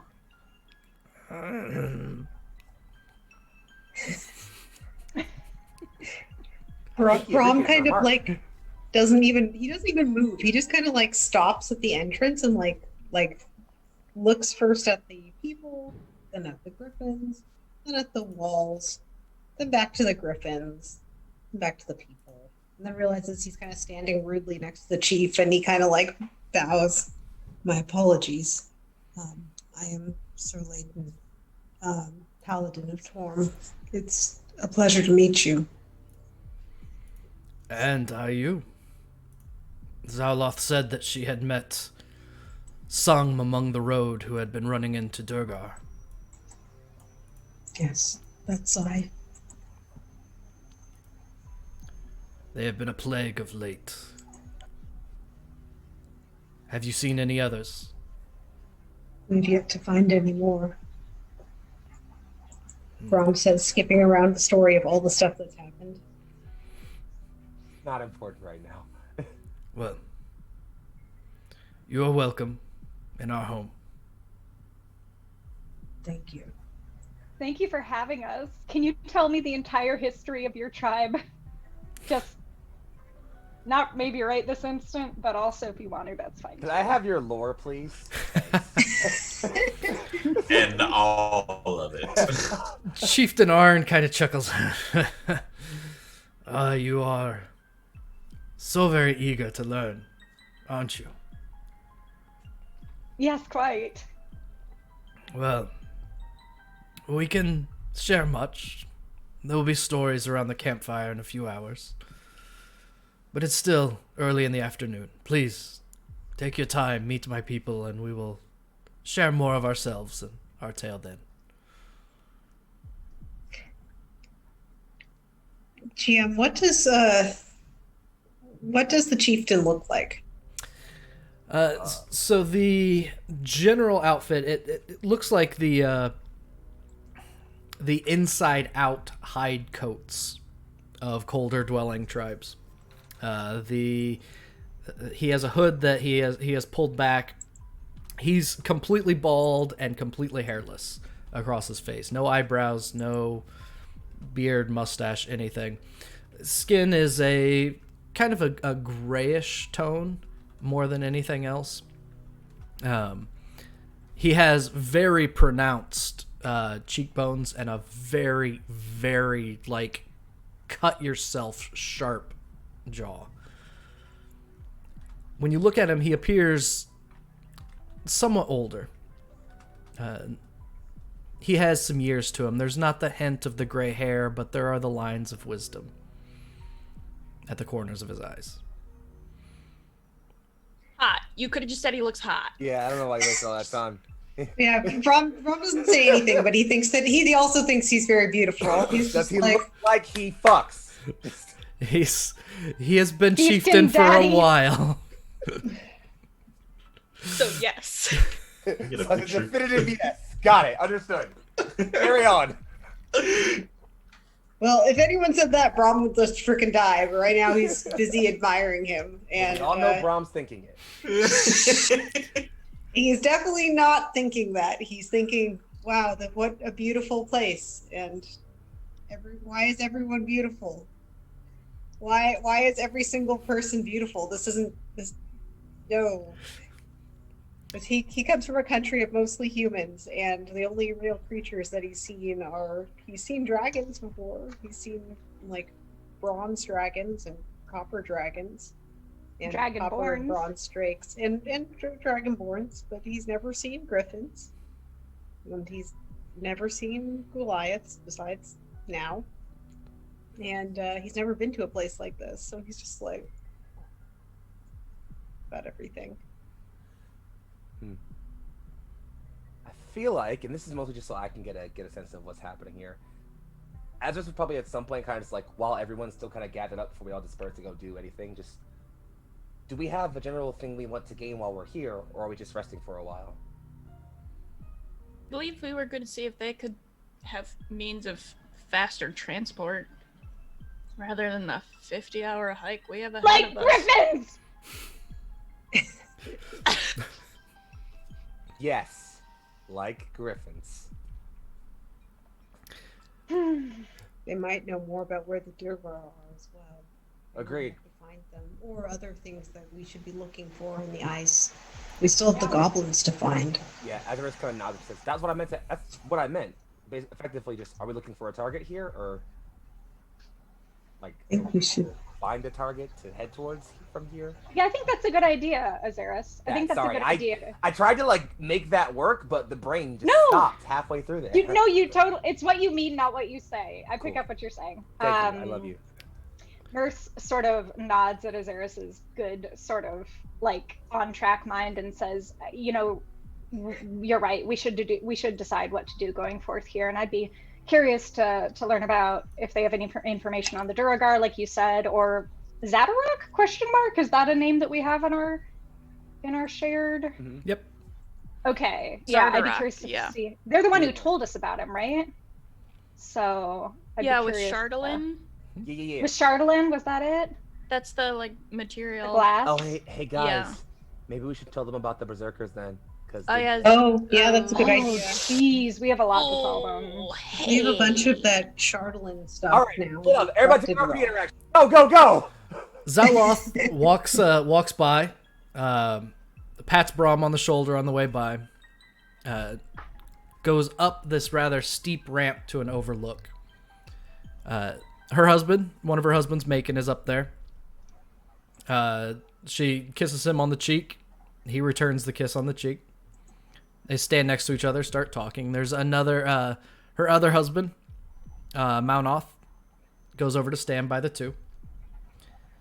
The three of them seem to be on watch duty for the time being, and are at the top of the at this overlook.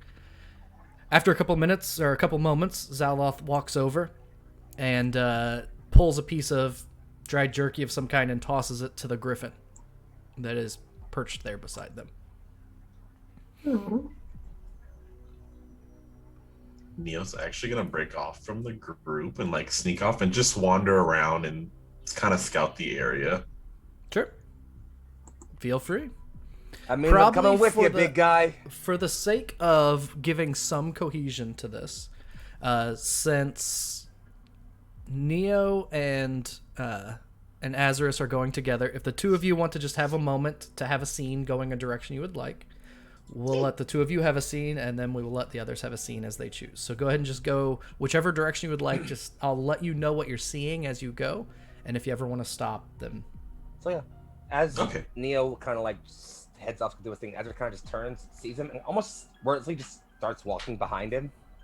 Just like, just keeping his eye, keep, right. He's not like walking next to him, directly behind him, kind of offering the leader's position, obviously, He kind of just like, Aw. yeah, you're our fearless, you take charge, kid, I'm right behind you. It'll just kind of just pace right behind him, just walking for a bit. Yeah, I kind of learned from the last place that we really need to know what or the area that we're getting into, instead of just blindlessly going in. Anything could be here, and we could need to know where it is. Agreed. And failing that, these Goliaths know the area. They might know where we should be headed, or where we should avoid. I saw what happened out in the woods there with the deer. Are you okay? He kind of stops for a second and just says, yeah, just considering some things. Anything I can help with? He stops and just says, I have a memory stuck in my brain right now. An old empire. A name. It's still fragmented, but so much of my past is. I just want to make sense of me. You're my friend, so if anybody's going to help you with that, I'm going to. And we'll figure it out together. Happy to call you a comrade. Lead on. You have my sword. Or Thank you. both of them, Swords. I guess. I'm going to keep walking. Yeah, and I'll just right behind him. You pass by one of the warriors of this tribe, standing there with a massive spear in hand. As you pass through this tunnel, it's a twisting tunnel. It's a rough-hewn passageway, probably rougher hewn than a lot of the others. Something about it feels old. And the stories that you saw written on the wall when you were first there, they seem to continue here. From floor to ceiling in this 18-foot-high twisting tunnel, there are pictures and words. This appears to be a recollection of their histories. Speaking of memories, he'll just kind of gently brush a hand up to one of them. Not like placing his full hand on it, just gently touching it with the end of his fingers. Very reverently. Are there any words or anything that stand out? Do you speak giant? Wait a minute. Hold on. I do! God. Hey! As you pass through, you can see that there's the story of how the Akhenathi Goliaths tamed the mountain. You read about them digging tunnels and caves, creating a home. There's a tale of where they tamed the first griffin. There's the story of how they took these ravenous predators and turned them into friends. There are carvings about a war against the orcs. There is a story of the Skytower and which is this tribe, and then another Wormdoom, another tribe where they were united against some common foe. More recent carvings, as you get toward the end of the tunnel, talk about the souring of friendships between the two tribes, until finally there's a scene showing what appear to be Wormdoom warriors killing griffins, followed by skirmishes between the two clans. The very newest carvings depict lone Goliaths chasing a giant polar bear, and stories of the shrinking population of the tribes, especially as they fight against the endless winter.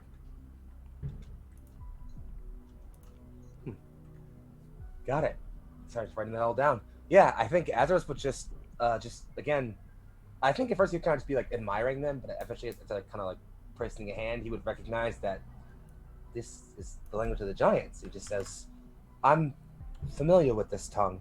And I think almost, for lack of a better term, robotically, as he's kind of reading through this, he would just kind of like recite the tale, sort of like, at first he's kind of like very, very methodical, kind of saying it word for word. But eventually, he looks over, kind of seeing like Neo, like looking at him as he's telling the story. And like, it's not great. I'm no mirth, obviously. But Azerus tries his best to kind of like give a bit of drama to the tale, since like he has an audience now. Like he adds a little bit of flair where he can here and there. Like it's not great. It's not like, it's really obvious where he's adding some to it, but like it's still very cute. The attempt is cute. As you were reading through and getting close... Oh, sorry, go ahead. Oh, no, you're good. Neil's just looking amazed as if Mirth is telling the tale, Aww. but just looking at you the same way he'll look at Mirth. Yes, sweetheart.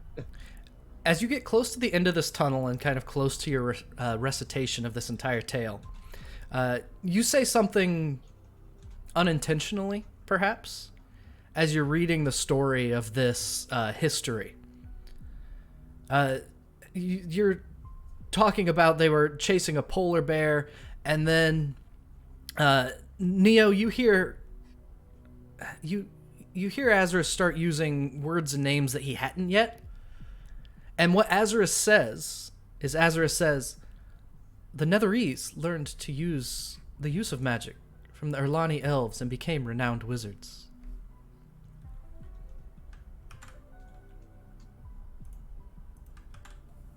Yeah, and he just shakes his head really hard, just, excuse me, I'm sorry. A magnanimous dispensation. You're fine. I didn't really understand what any of that means anyway. Do you? No, I'm sorry. My memory is a torn tapestry of things. It's like my mind represents all the calamity the world went through. The kind of chaos that birthed me. I can't keep track of much of anything anymore. You know you don't have to go through that alone now. You don't have to hold all that on your shoulders anymore. I'm learning that more and more each day. This is just... Imagine if one day you woke up not knowing who you are. You woke up in a bed, or is that what you call those things you all sleep in? Yes. Okay, got it. Sorry. You woke up in a bed, and for some reason, you didn't know your name, or who you were, or why your head was on fire. And so, you spent every day asking everyone, doing everything to understand why this flame, this core of you exists. Maybe why you exist because of it.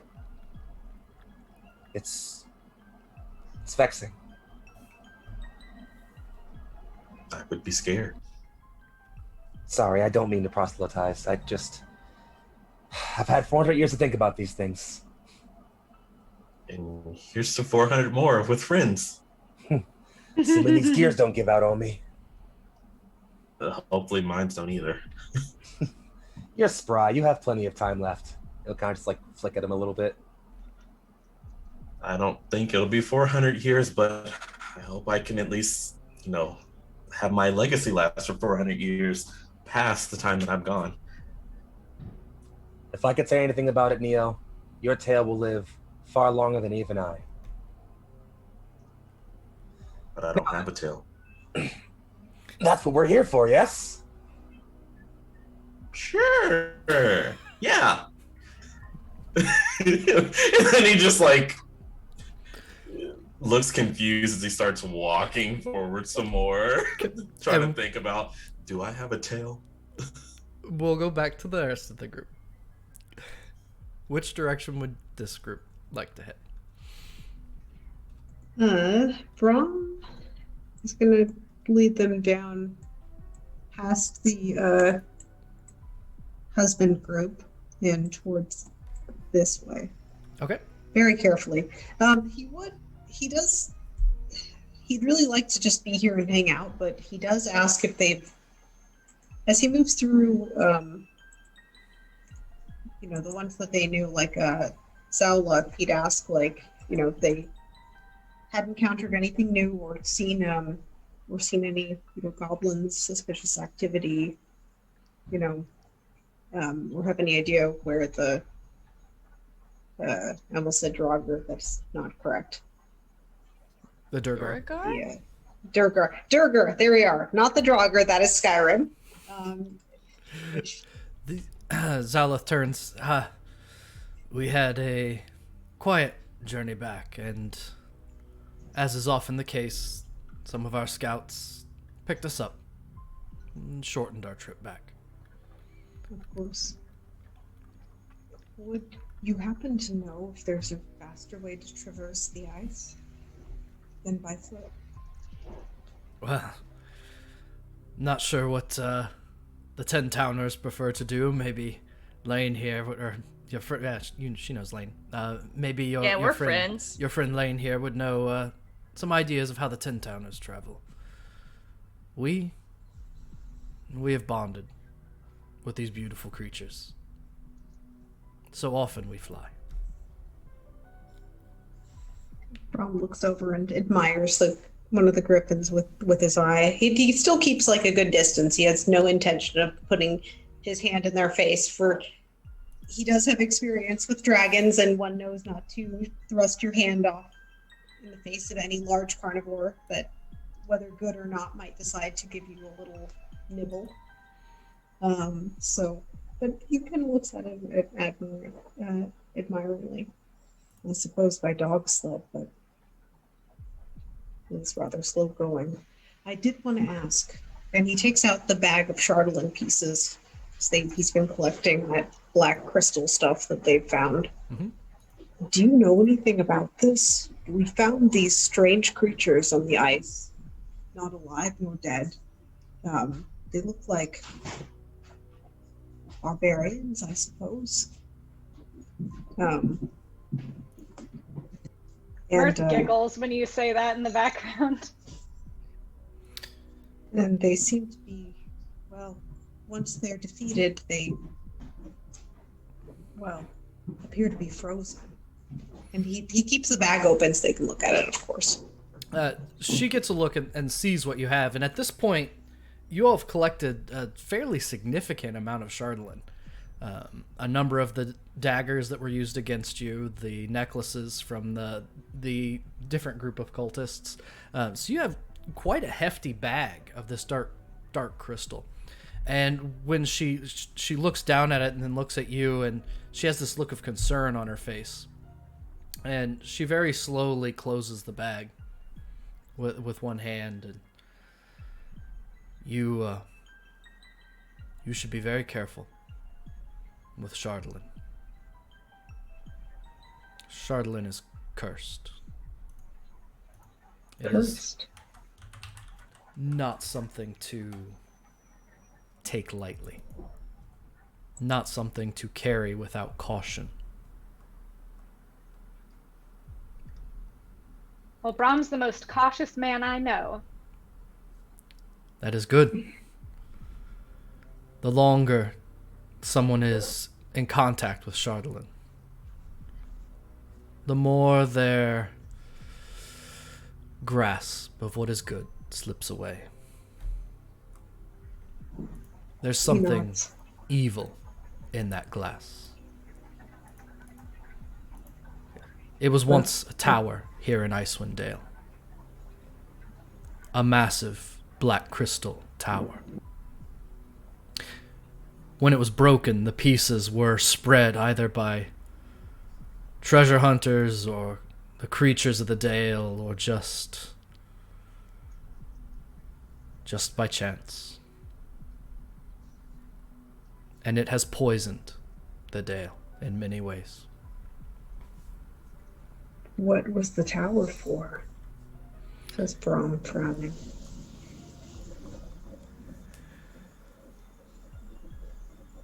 About 100 years ago, there was a wizard by the name of Akar Kessel. He found an artifact full of demonic magic called the Crescenbon. Many of that time referred to it as the Crystal Shard. He used it to make his tower. When it was destroyed, it spread everywhere. This crystalline substance that we call Chardalyn.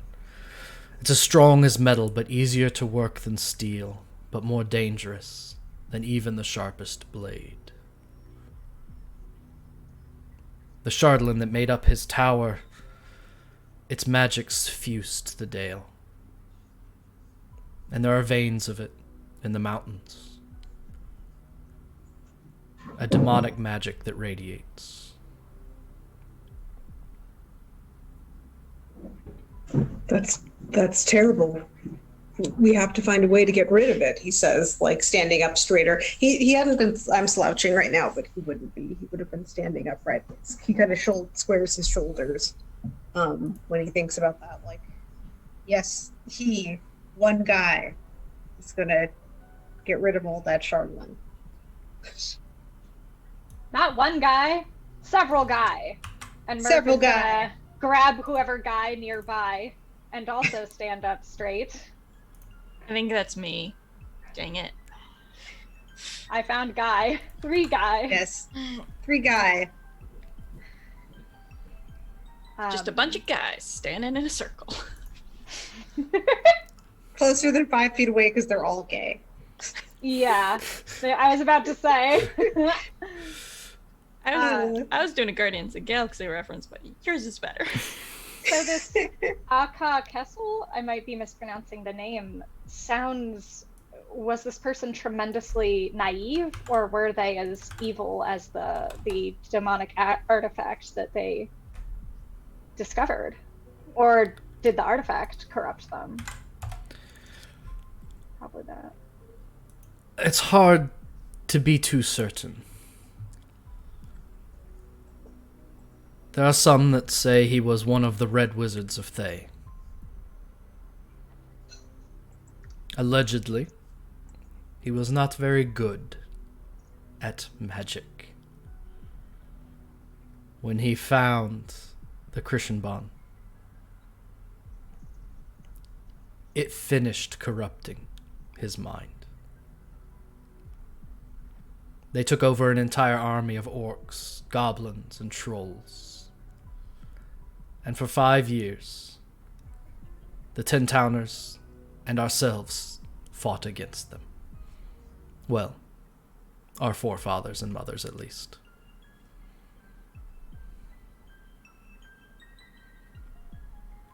How horrible. That's Brom. With genuinely, like, as he wasn't aware of this before. Earth is just thinking back to one of the only, he did meet a Red Wizard of Thay before, and it gives him the shivers to think about that, because that is a very different perspective on life, for sure, on the Sword Coast, and it made an impression on him. And hearing now that potentially a Red Wizard of Thay made it all the way up here and got a little cheated, found this item and then cheated and made this horrible thing happen, he's disgusted and dismayed to realize that this Chardolin is so prevalent and that ores of it apparently run throughout the mountains. Are there any ores close to Skytower Mountain, or are you safe from its influence? Our clan, for some time, has sought out the removal of this. We've not had any in our home in the Skytower Shelter itself or at least none has appeared. We are fortunate. What about the Wormdoom clan? What happened there? As soon as you say Wormdoom, she spits off to the side. Ooh, okay. I take it they're not your favorite. He says that dryly. We will wait to speak of the egg breakers until after dinner. Best not to discuss such terrible things on an empty stomach. Of course, says Brom softly. Mirth just looks at the marble of frozen spittle that just blinks across the ground and is like, oh, never mind. Have you seen anything else around? I suppose we're looking for any signs of strange things or ill will. For the time, the Duergar are probably the greatest threat to the Dale. Of course, besides, they look out and it's, 6 in the evening, pitch black, and the stars are out. Besides, of course, what Auril has wrought. Of course, says Brom softly. He seems thoughtful. We found a cave with these fiends and a strange flame inside that kept them alive. I thought you said vegans. Fiend, not vegans. That'd be even worse. Not vegans. Gasp. Sorry. Go ahead. I'm sorry. I don't even remember what he was saying. Oh, I'm sorry. Oh, it's okay. Fiends, the cave. The cave with, yes. The fiends with the fire that keeps them alive. And they were definitely not vegans. I think they probably eat people or something. That is disheartening to hear. Have you seen any white dragons around here? Not recently. There is, of course, she immediately knows the dragon's name, and I have to find it. Lane knows this dragon's name also. Yeah, and I could totally think of it. Hang on, I know this. I'm gonna find it first. It's Lower a race. There is, there is, of course, a very old dragon who has claimed the Dale as her own. And as soon as I find it, you will know. It's in the Dutch that chapter. It is. Still looking. I'm looking too. Sorry. God. It's a big Lower book to race. remember all of it. Sally. We get some race music in the background, like some Okay. cool, like edgy race music in the background when it's happening. I really enjoy it. Rainbow Road. Exactly what I was thinking of. Exactly what I was thinking of. Ervidirace. Ah, The ancient white dragon Ervidirace. that is a name.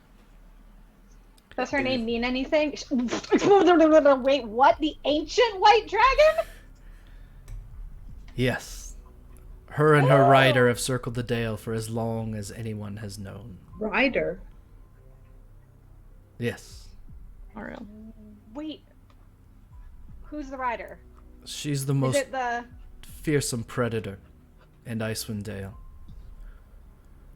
Her age has clouded her eyes with cataracts, so she can't see very well anymore, which is fortunate.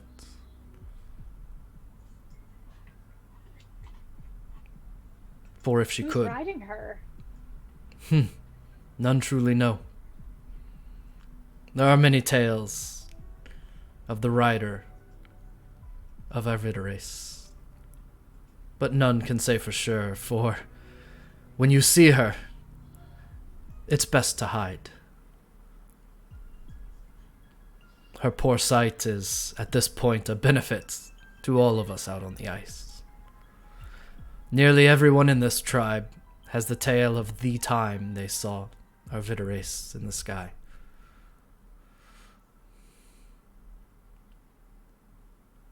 Mirth looks a little pale.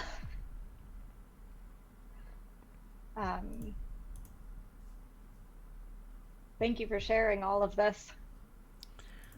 Of A course, lot to take in.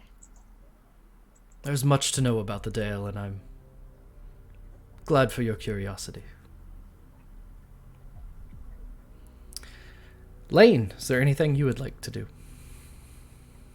I've been part of this. I'm good. Okay. I mean, I feel like at one point it was established that I had at some point been drinking buddies with some of these people.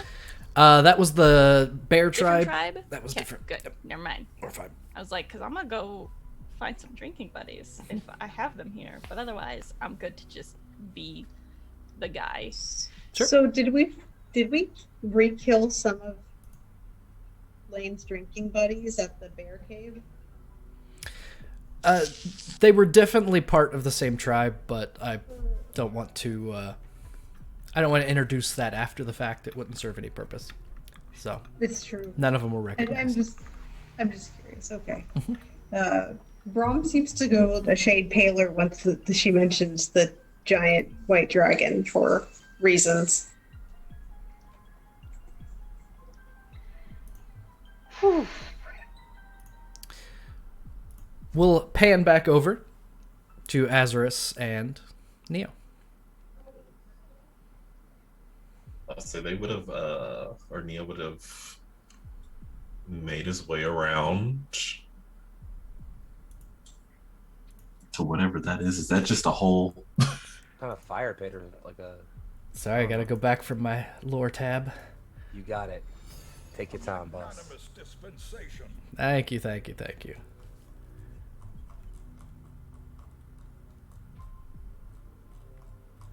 We got 100 bits, by the way. Appreciated. Thank you. Thank you for the honey. I mean, somebody's got to for sing the at the hundo. campfire tonight. Thank you. Brom likes singing. That he'll save that up. You come out of that passageway of the history of this tribe, and you enter a feasting cave. There are 9 Goliaths sitting around a massive spread of food. A long rectangular fire pit heats the 15-foot-high cave and fills the area with the scent of meat cooking on a grate over the pit. The sound of cheering also fills the cave as 2 Goliaths stand near the southern wall with their arms extended out from their sides, holding a large rock in each hand. Their muscles are quivering from exertion. Their outer winter coats cast aside as it's so much warmer within this room. Muscles quivering, arms shaking, jaws clenched. The 7 others stand around cheering, waving haunches of meat, and turn to take a look as the 2 of you walk in. They stop cheering. Both rocks drop to the floor, and all 9 just kind of look your way. Neo kind of just like doesn't even recognize that they have looked over at him, but he's just like edging towards the table, licking his lips as he sees the meat on the table, and he's just like goes to take a little bit of it. As you walk up, one of these, 8-foot tall Goliaths looks down at you, and they notice the feather that is put into your coat. And, Oh, that's right. she smiles, reaches down, and says, no, you want this one. And picks a different piece of meat and hands it to you. He just takes it and starts eating it. This is delicious. Do y'all do this all the time? Well, of course. One must eat. Or do you I don't mean... think we really eaten that often because we're always traveling, and I actually don't even know what we're usually eating, but it's not this kind of meat. Well, there are benefits to being at home, yes? Can I call this my home? Well, it's a Oh. bit premature of you, I think, little one, but I don't know. We'll have to wait if I and see. eat enough meat, I could probably be your size and strong and She- muscular. She laughs and slaps you on the shoulder, and her hand just kind of stops for a second and kind of feels the muscles of your arm and your shoulder. Like, how much meat can you eat, little one? You've got a long way to go. I guess we'll find out tonight. That And he picks up challenge. another leg of meat and starts eating it as well, And just double fisting it. She chuckles and kind of turns to the other feasters around her. He'll find out how much tonight, won't he? Oh, they're just- hazing him. Oh no. He just like looks back at Azerus and just smiling, just Yeah, Azerus is kind of just standing there, just kind of standing there, a little socially awkward in the situation. No idea what's going on, just kind of there. One of the others will turn to you and, do you eat? I don't think so. That's a weird thing to say. And he just kind of taps his chest and just says, "No organs." That is also a weird thing. I'm a weird thing. Well, weird things can be good. Ah, He Come. kind of lightens up a bit. sit. Be with us. Yeah, I guess. He'll actually walk on over, since there are seats to these things, right? Sure. These are pretty tall Goliaths. He'll actually just kind of like start walking over. As he gets close, he'll just kind of scoop Neo up, have a seat, and just place Neo on his lap and just let him keep going. The Goliath that handed Neo the chunk of meat is going to chuckle. You have a lot to eat if you're even going to be his size. To be fair, I was built this size. how much do I have to eat? Just have another bite. Keep going. You'll be fine.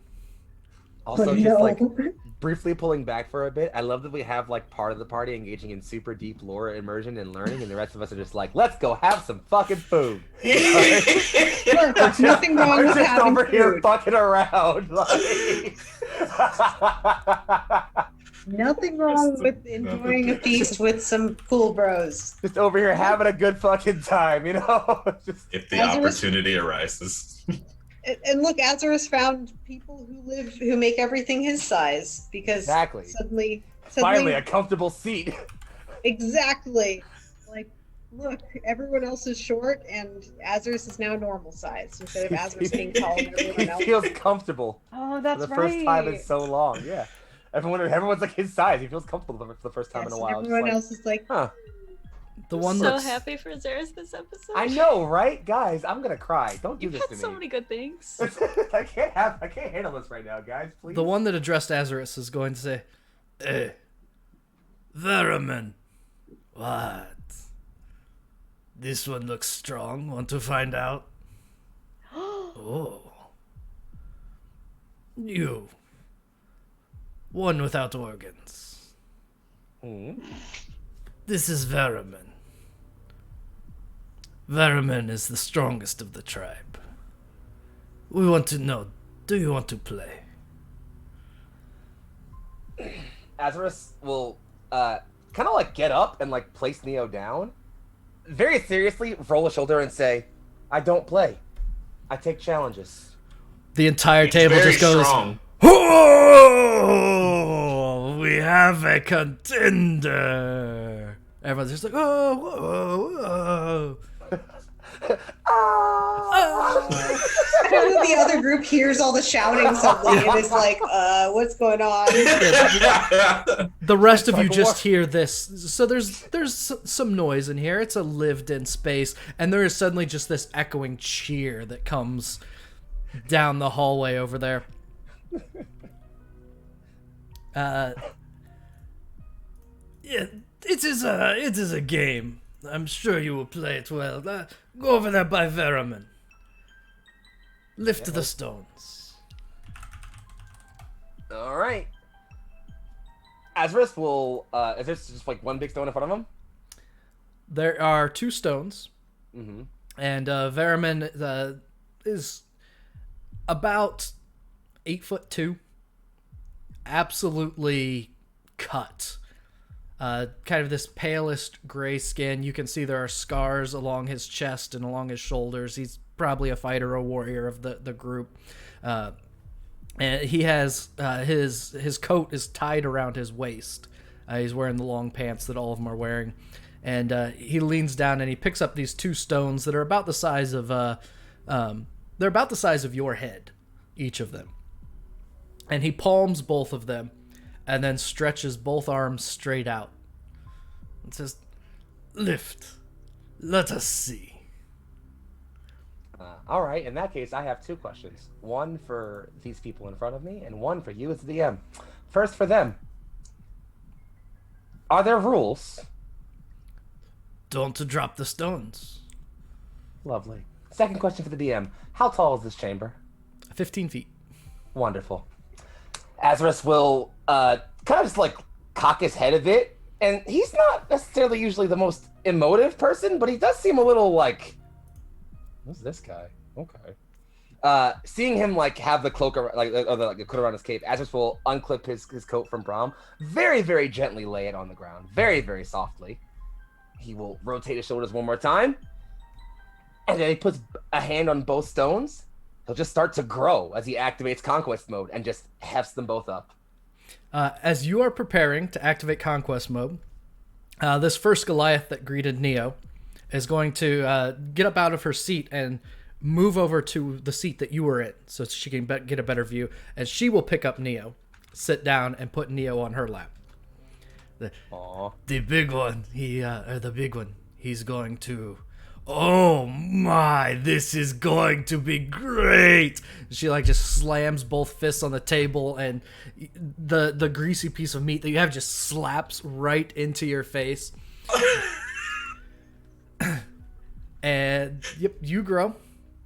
And what I need is, as you are standing there, the first few seconds begin to pass, and I need an athletics check from you, please. It's coming right now. At advantage. Sure. That is 18 plus whatever my bonus is to my strength, which is a decently high number, I'm pretty sure. Probably a 3 or 4.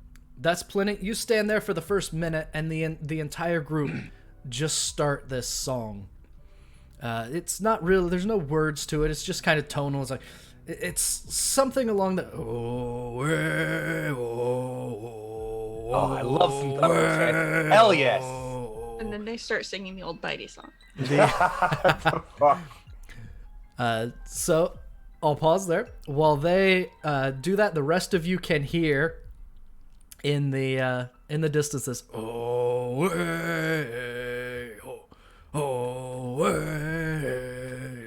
and all of those that you're talking to, both the husbands and And I heard they kind of look up and go, "Oh, this is going to be fun. Come, let's watch the contest.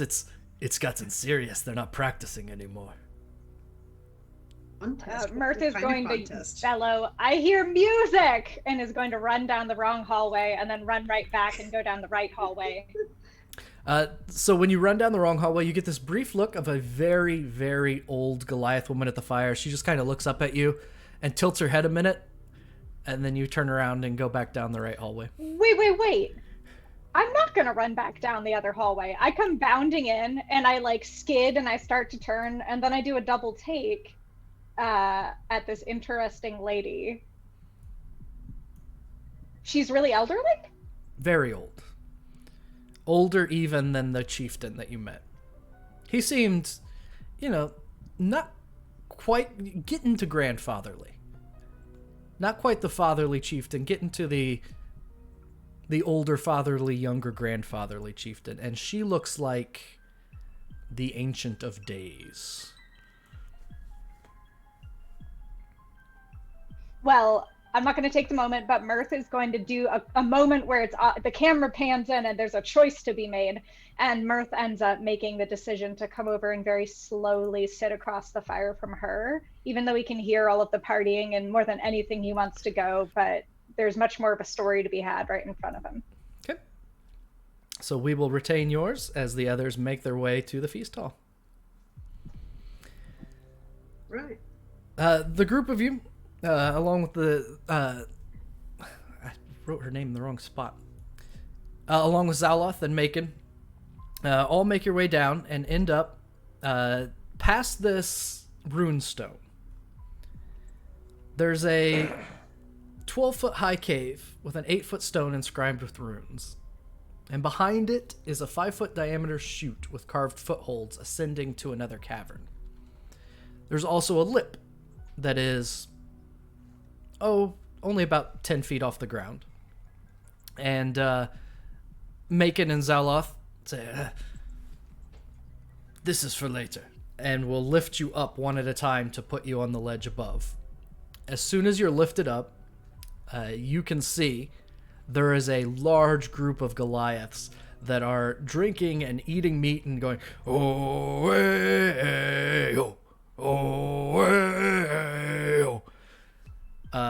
Neo has a piece of meat in each hand.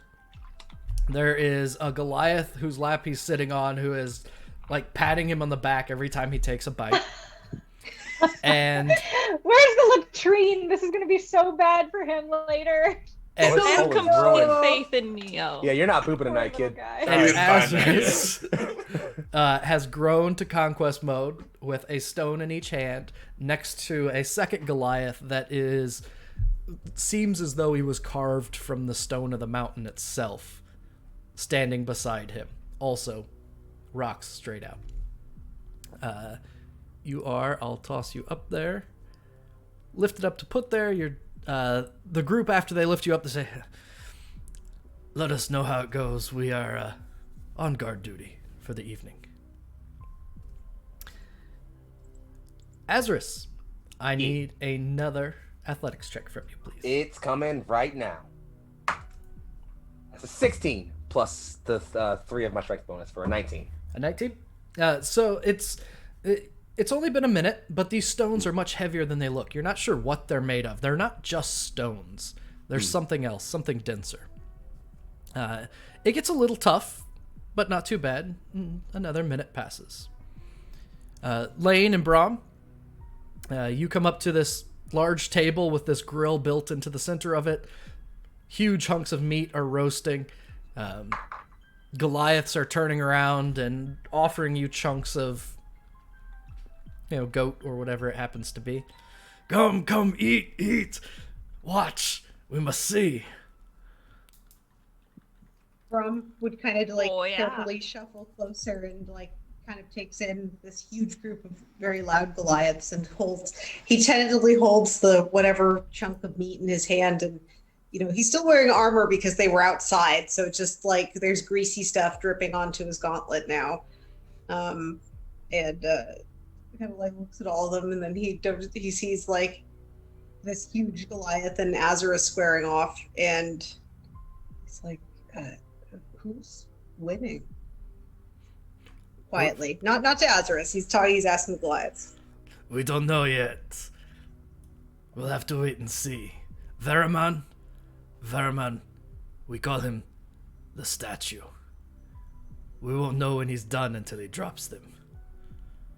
You look over and you see the Goliath next to Brahm.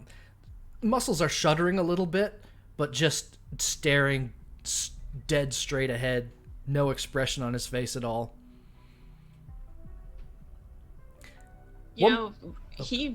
We thought he was a statue when we first met him, so, good match.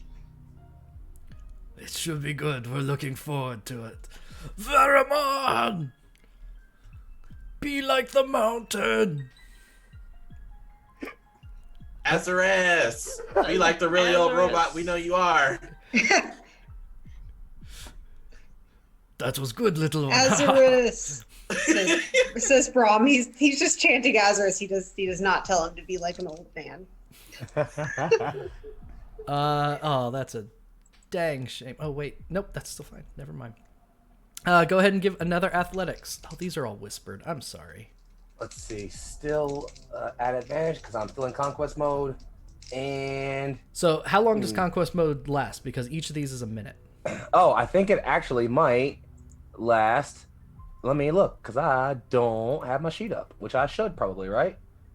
So probably a helpful thing to have going on. I will tell you right now, it lasts for exactly, only a minute. Okay. So the first minute was super easy. And then after that minute passes, you begin to shrink down back to your normal size. Gotcha. Not a problem.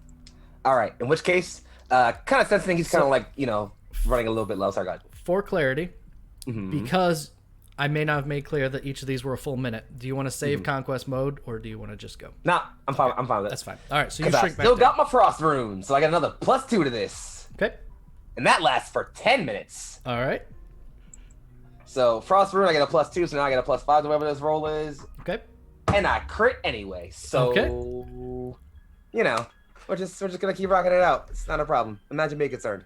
You look at Veramon, and Veramon's arms are shuddering significantly. He has no expression on his face at all, but you can see the biceps are almost pulsing, trying to keep this open. And we're going to pan over to Mirth at a campfire. My biceps hurt. Imagining that, gosh. And for a full minute, like... They're at 3 minutes at this point. If I had biceps, they'd be hurting. Your cable's aching. Well, Mirth is going to curtsy at this woman and say, "Greetings.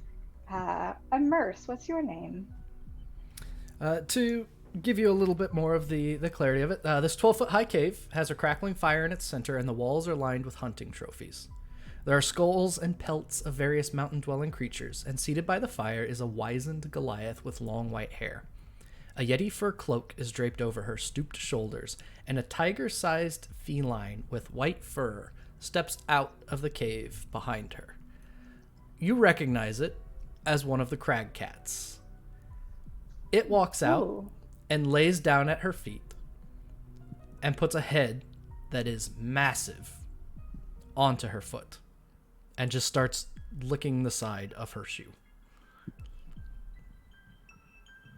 There's a story there.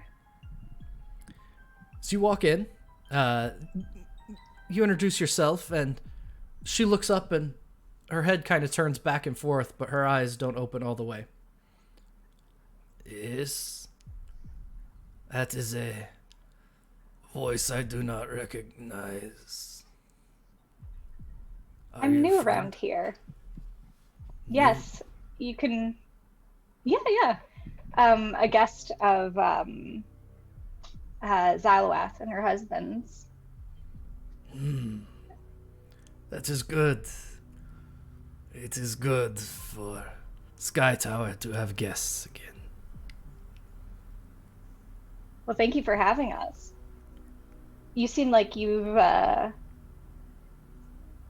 seems like you've gone on many adventures. Indeed. There are many miles beneath these old legs. Mirth is going to walk over, making sure that his feet crunch on the ground so that she knows where he is.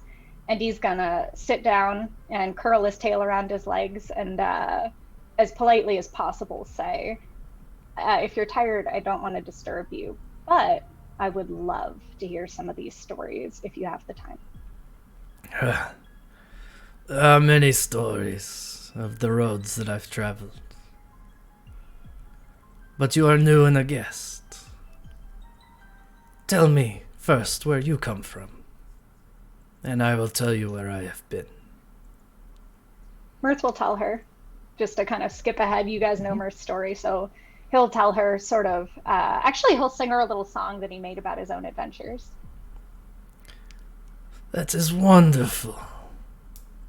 It is good to have heroes in the Dale again. Now, you said the friend of yours didn't want you killing. Zooming back out, what is she referring to? So part of your story that I assume you told her is how you got there, and, Brom basically say, let's talk to these people, help these people. You helped the one guy, Huarwar. In fact, probably helping Huarwar was what she would have keyed in on. At the beginning of our journey? Yes. So that was the young person that Lane knew, who joined the cult by accident and desperation. Oh, yeah, that's right. Okay. Yep. So that part of the story is what she keys in on. She says, so you helped that boy instead of just destroying him? Well, I think that was more of my friend Brom than anything else, but I'm proud of that too. It was a good decision that they made. One of these things these boots have learned is that you don't always need to kill to reach a resolution. But sometimes you must. She kind of reaches down and scratches this massive, tiger-sized house cat at her feet. Have you met any of the rest of our people? Any other Goliaths along the way? I don't think so. I think that, what is the name of this? Skytower. I think Skytower is the only community of Goliath that we've encountered. Let me tell you of the Wormdoom tribe and us, and the challenges that we at Skytower and they at Wormdoom have faced of late. Tell me. Many summers ago, the children of Skytower challenged the children of Wormdoom to a game of goat ball.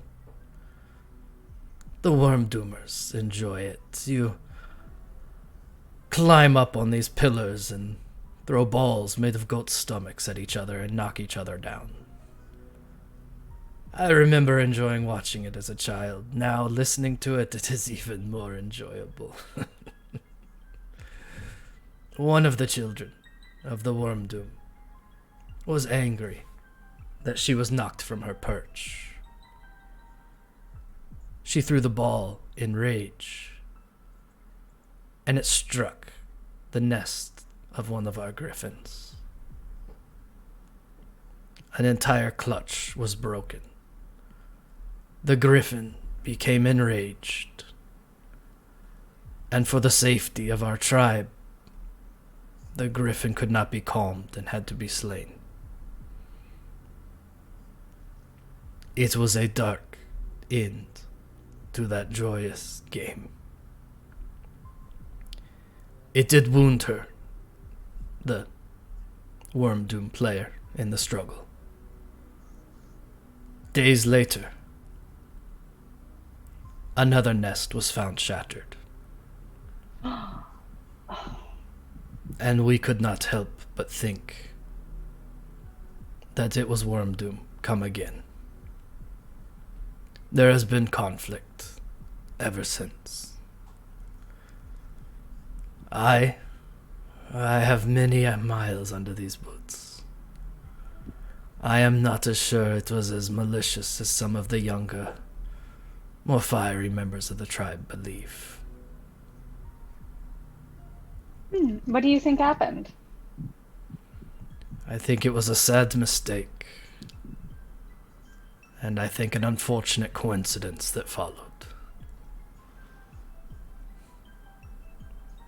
But I cannot prove it nor show it, and the chieftains, they will not speak together of it. I truly think that if only they would talk to one another, if only Agole would speak to my son, if only my son would speak to Agole, perhaps the conflict can be resolved. Mirth looks thoughtful. So, where did the Wormdoom tribe live? She nods her head past your shoulder. Over a... I can't think. Can you see the eyrie? No, you can't see out it. So she points off this direction. And she said, Wormdoom itself is several miles over the snow and ice and mountains. Sorry, I'm measuring to get about 9 miles that way. Our forebearers lived close to one another, for we were close for centuries before this recent unfortunate development.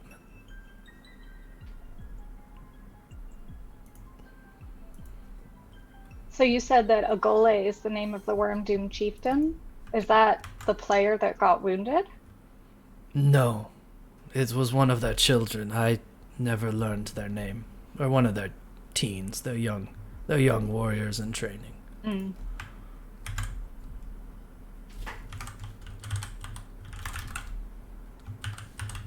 Well, not to be too nosy, but that is my specialty. Can you tell me more about the Wormdoom? And I'm happy to also fast forward if you would like, DM, to make space for the others. We will do a little bit on the Wormdoom, and then we'll go back to their Okay. contest. And Cool. just have to take a Being quick look. self-conscious of stealing. Nope, everything's perfectly fine. The Wormdoom clan, they always enjoyed Goat Ball. The fact that it was we who scored that goal is what frustrated them so much. They take pride in how good they are.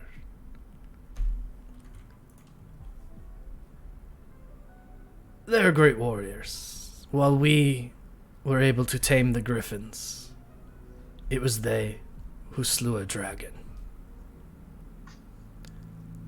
The skeleton of that dragon sits at the base of their home.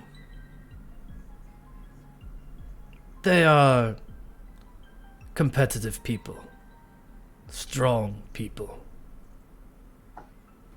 They don't take well to mockery and sarcasm. Well, I'm not going to fit in there.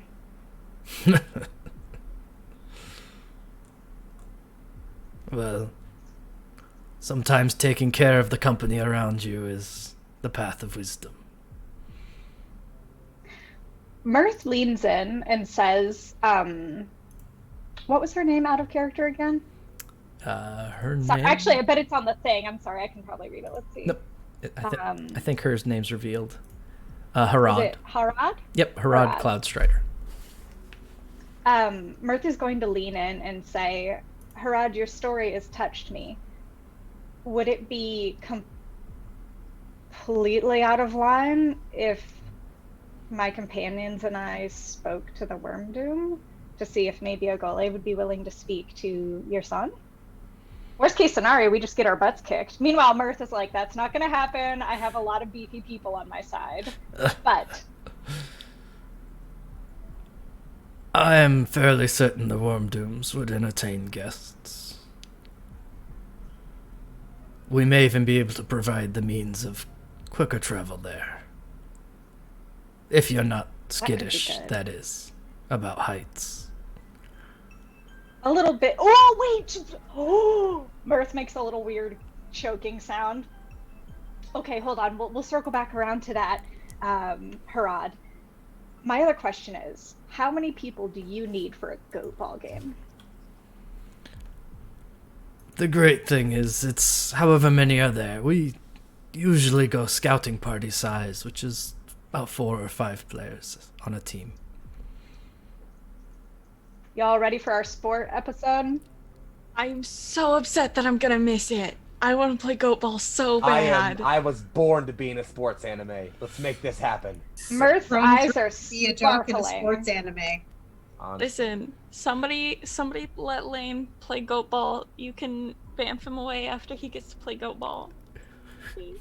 Don't worry. We'll spend the whole next session just doing more feasting and contests. great. So just when Excellent. you come back, we'll be Save ready for goat ball goat ball. We got Save you. goat ball for a We'll month derail from as now. much as possible. Don't worry. Amazing. Derail. Just for you. Panning back over to the group in the feast hall, we have Azerus and Veramon, the statue, with arms outstretched as the minutes pass by. Neo, your stomach's growing a little tight, but your new friend keeps handing you these chunks of goat and chuckling. He's gonna keep eating. No. We're going to beef you up, yes. Oh, that kid's. I feel beefier already. You will be a big boy soon, yes. No. That slaps you on the back, you choke a little. All right, we'll just roll them at our enemies. That is, if you would, Azerus, an athletics for me, and the this DC one's- has been getting harder every time. I know this one's not an advantage, but I got a +2 because of my frost rune, plus another +2 from chat. So this is guaranteed. It's just dice +7 overall Okay. for just one shy of a crit. So that's 26. 26. You're standing here with arms outstretched. 4 minutes have passed, and the Goliaths are starting to like get a little not nervous, but Neo and Brahm, you both start hearing these whispers of, Veramon's never held on this long. He can do it. Veramon, you can! And suddenly just both of Veramon's stones drop. And he reaches over and just starts massaging the muscles in his arms, and he looks over at you, proving like, yes, you are a strong one. Azerus just drops both rocks. Just like, does that mean I win? The entire table just bursts out in cheers. Hey! Rocks the Goliath whose knee you're sitting on just leaps up, and you're like thrown forward onto the table. Oh no! There's cheering, there's roaring. Yeah, I'm I also think cheering. Azerus just staring, just like looking back and forth, just like. Brom will go up and push his arm up, like, Aw, make aw. him assume the victory pose. He'll take it. That's very sweet. Aw. As you celebrate the dinner and the victory and the new information that everyone has gained, the evening begins to set in. The entirety of the clan begin to calm and quiet, and we begin to fade and step away to see what might happen to the Cold Hand, Warm Heart crew next time we get together. So thank you for joining us this evening. We are going to break for the evening. We'll spend a few minutes with any comments, questions, concerns, conundrums, or qualms you may have before we pick back up in 2 weeks with a special guest, as Niffer will be away, so Lane will need to go elsewhere for a little while. I think Lane and Mercutio have some things to work out together, so... Oh no, it's just gonna be like. I just want to talk to them. I just want to talk to them.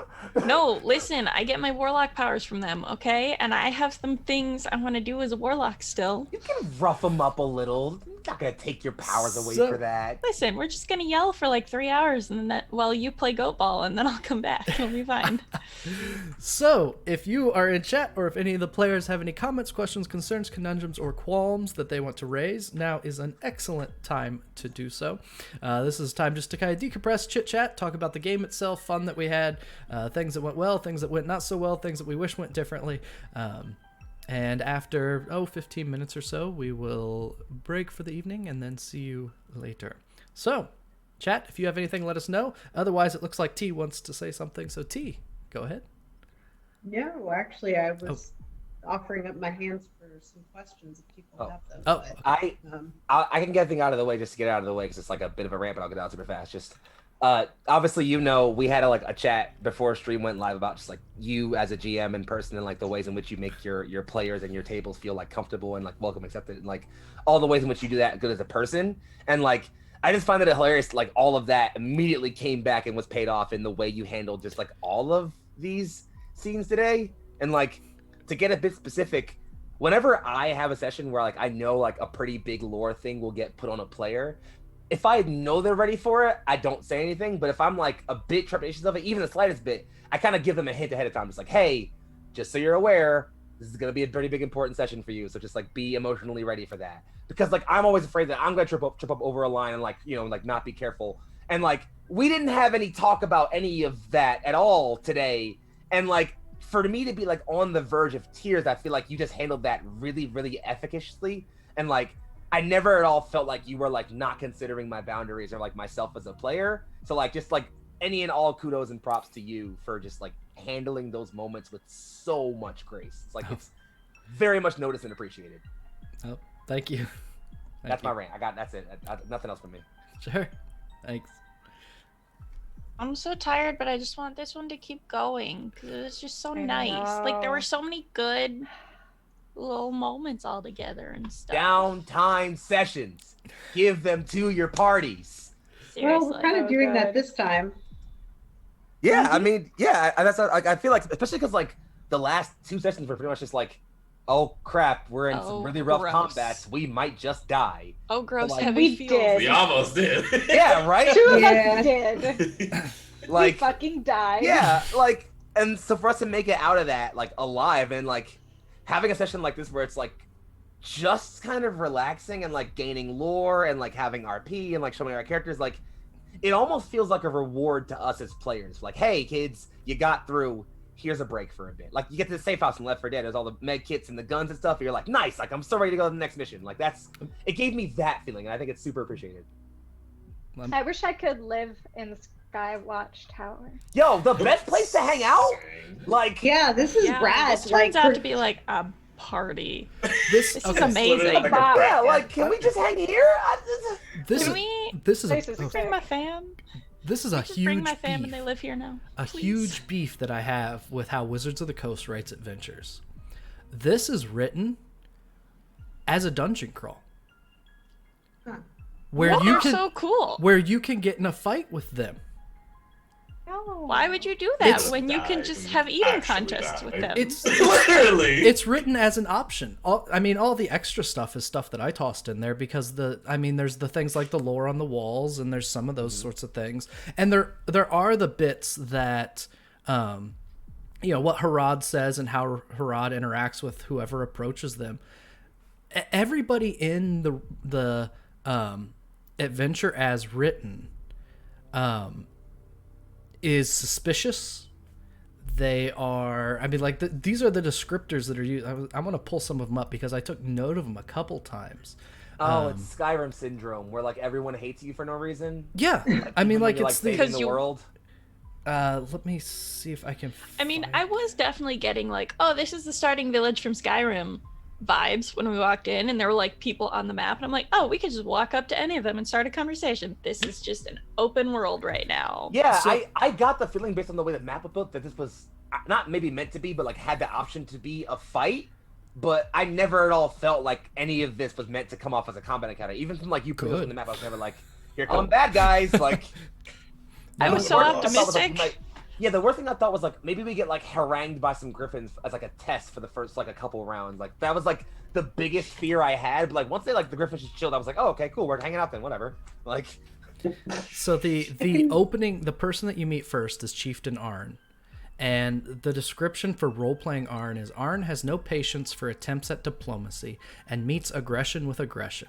If the characters don't have one or more Skytower Goliaths with them, the only way they can get past Arn is to give him something he wants. If they ask him what he wants, he tells them, bring me the white cloak of Ogali, the chief of the Wormdoom Crag. Like, the as-written way to interact with this is, go kill this other clan and bring me the chieftain's cloak. Because D&D is a combat Because sim. D&D is a combat simulator. D&D is, Darn you, Dragon game. It's awesome, Dane, that you are, like, it is so much work for a good DM who chooses to run, like, a D&D game, and there's a lot going for D&D in addition to all that pre-made module content. It's awesome, and it makes it really accessible. And kudos to you for fighting against some of the dumb shit and making it real good and real fun. Yeah, Well, this is great. I'm really glad that, I mean, I think some of it is, I mean, this in particular is like very, it's meant to potentially cause some hostility, but there's definitely times when like I read what the module says and I'm like they give an option for like, yeah, you meet this angel and it's like one of your players decides to stab him. I'm like, who the hell would stab him? He's being nice. What? Yeah, it's just like, yeah, your schmo thief in the back is gonna stab this angel that's offering to help you. Yep. Yeah.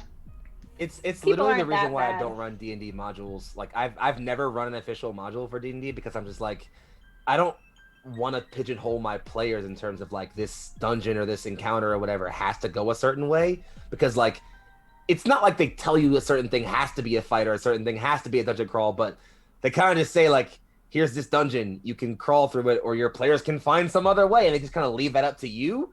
So it's like, well, why not just have that be a thing you present the option of to begin with? But like, so I prefer just like creating the world and letting my players have the agency to decide what happens, and I just kind of like, again, I tie up the ends. I just make whatever they I react to them, not them reacting to me, you know?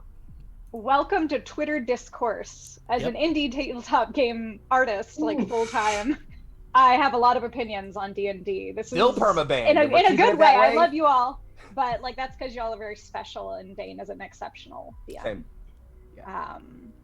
So kudos for doing all that work, and thank you. Yes, It's been thank you Honestly, for turning this dungeon Yes. crawl into a pub crawl, because Paid off. it's better Question. that way. And now I get to play Al, sports. Al has a question. Yes, I do have a question. It's for all of the group.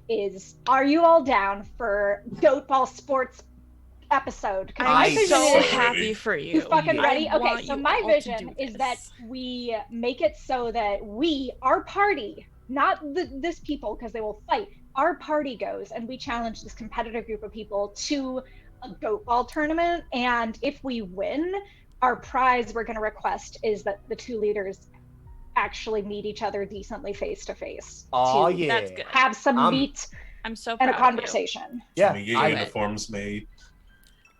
say we. Can we get uniforms made? I don't know who's gonna make them. Uniforms.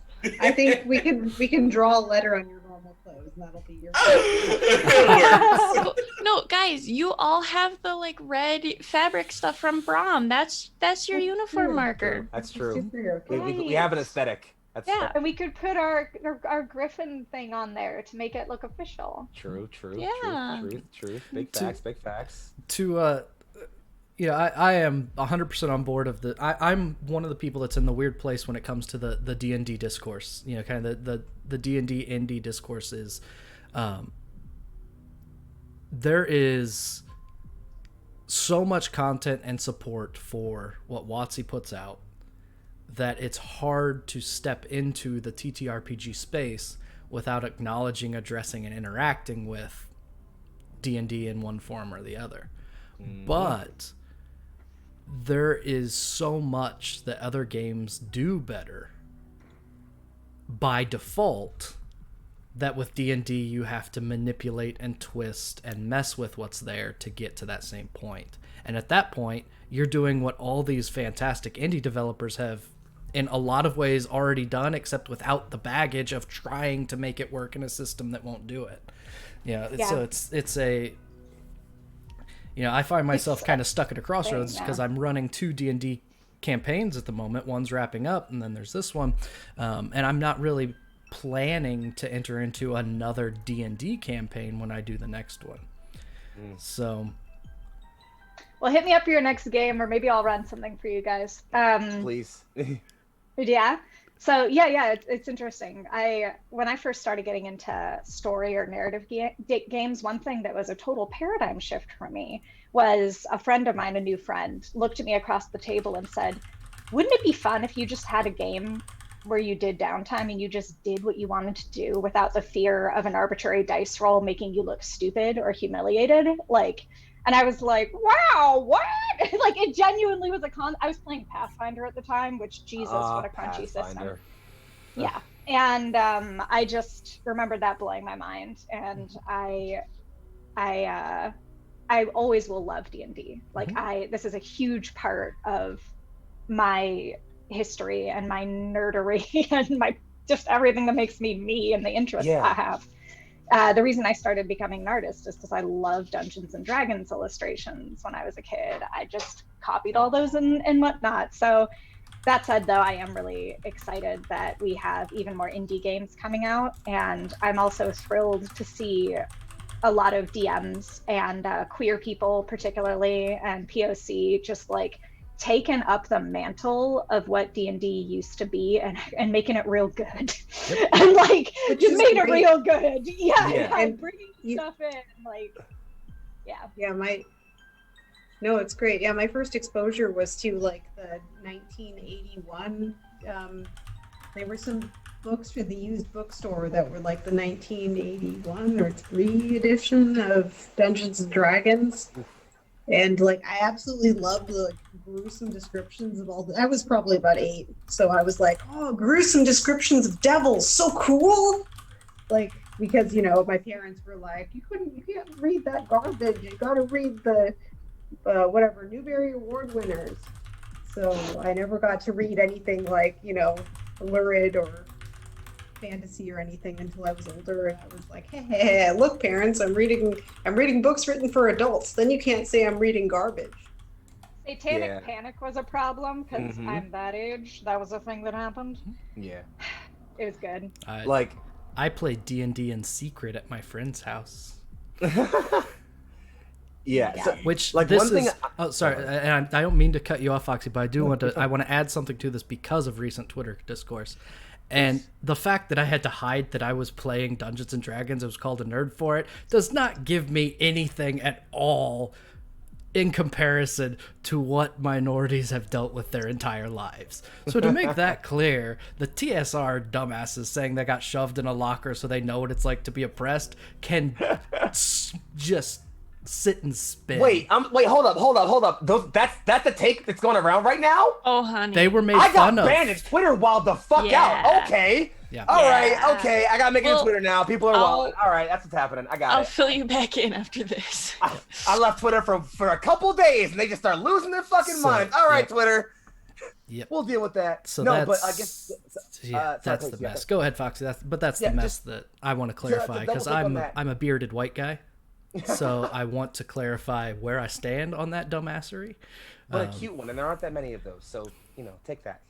But my current experience right now, I'm running 2 campaigns that both air on like back-to-back days. One is Dungeons and Dragons in a homebrew campaign, and the other is a system called Onward, which is a fantasy flight game taking place in the War Before Decay timeline, which is like meant to be like your players are frontline soldiers in like a sci-fi warfare, just fighting constantly. Like they are frontline in a war zone, and the level of RP depth I can get in my Only War campaign without any work on my part, because the system is designed entirely to say like, hey, listen, yeah, sure, your players are just soldiers, but like any moment where they're not fighting is a moment where you should be giving them to do stuff, to talk, to interact, to be sad, to feel things, to have emotional things. Literally 2 of my players like are shipping now, and it's really, really cute. Like it's super, super adorable, and I didn't have to do any work for that. Which is like compared to like my D&D game, where if I want like genuine character interactions and like these like super deep moments, I have to put work into like I have to do what you did here, where I have to like restructure entire encounters to create these like deep narrative moments for my players to exist. But like, it's really, really easy for that in other systems where it's like they encourage you to like just like that player agency in roleplay, which I think like in any game it's like not meant to be a hard combat simulator. You kind of see that a bit more. Also, I did not force that romance, you two. I just asked if you wanted it to happen. Shut up. Sorry, I didn't say anything. No, it's I the do. purple chat yelling at me. I do have to take off because we're gonna try and get ice cream before the place closes. So. Oh, absolutely. Get out. See ya. you guys later. Thank you. Bye. Great vacation. Please. So we're gonna wrap up also because that's gonna cut somebody in half, and it is Foxy that gets cut in half. I'm only half me. I'm not real.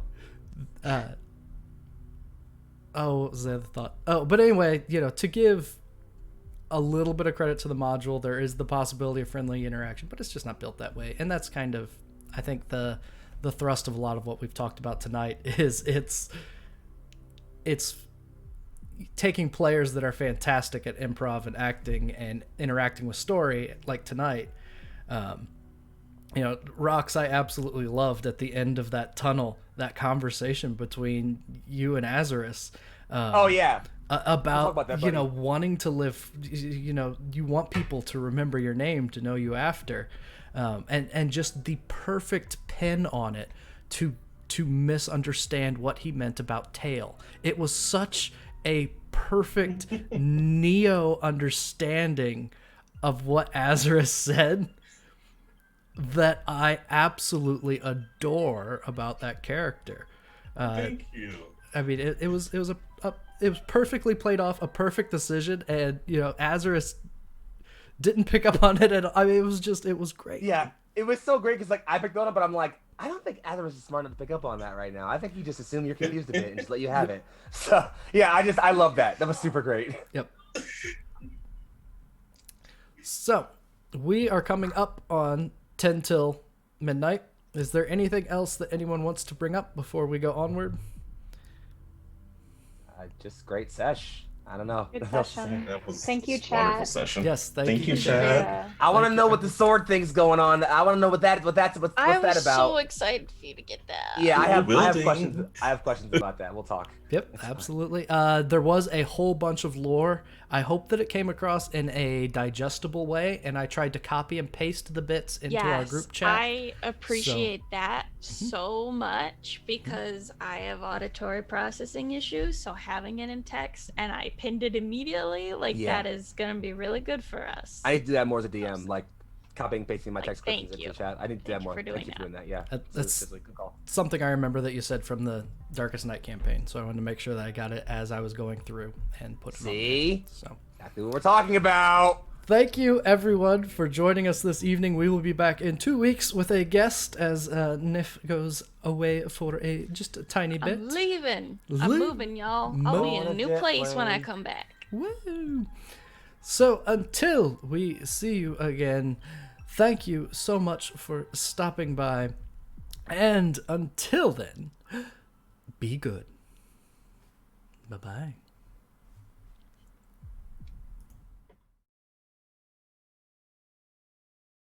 Oh, Mirth quite nearly died with Gerard by his side. He pulled through, kissed you-know-who, feelings not quite denied. Oh, back out in the cold, this song never gets old. Where this path leads, we'll wait and see what wonders to behold. Oh.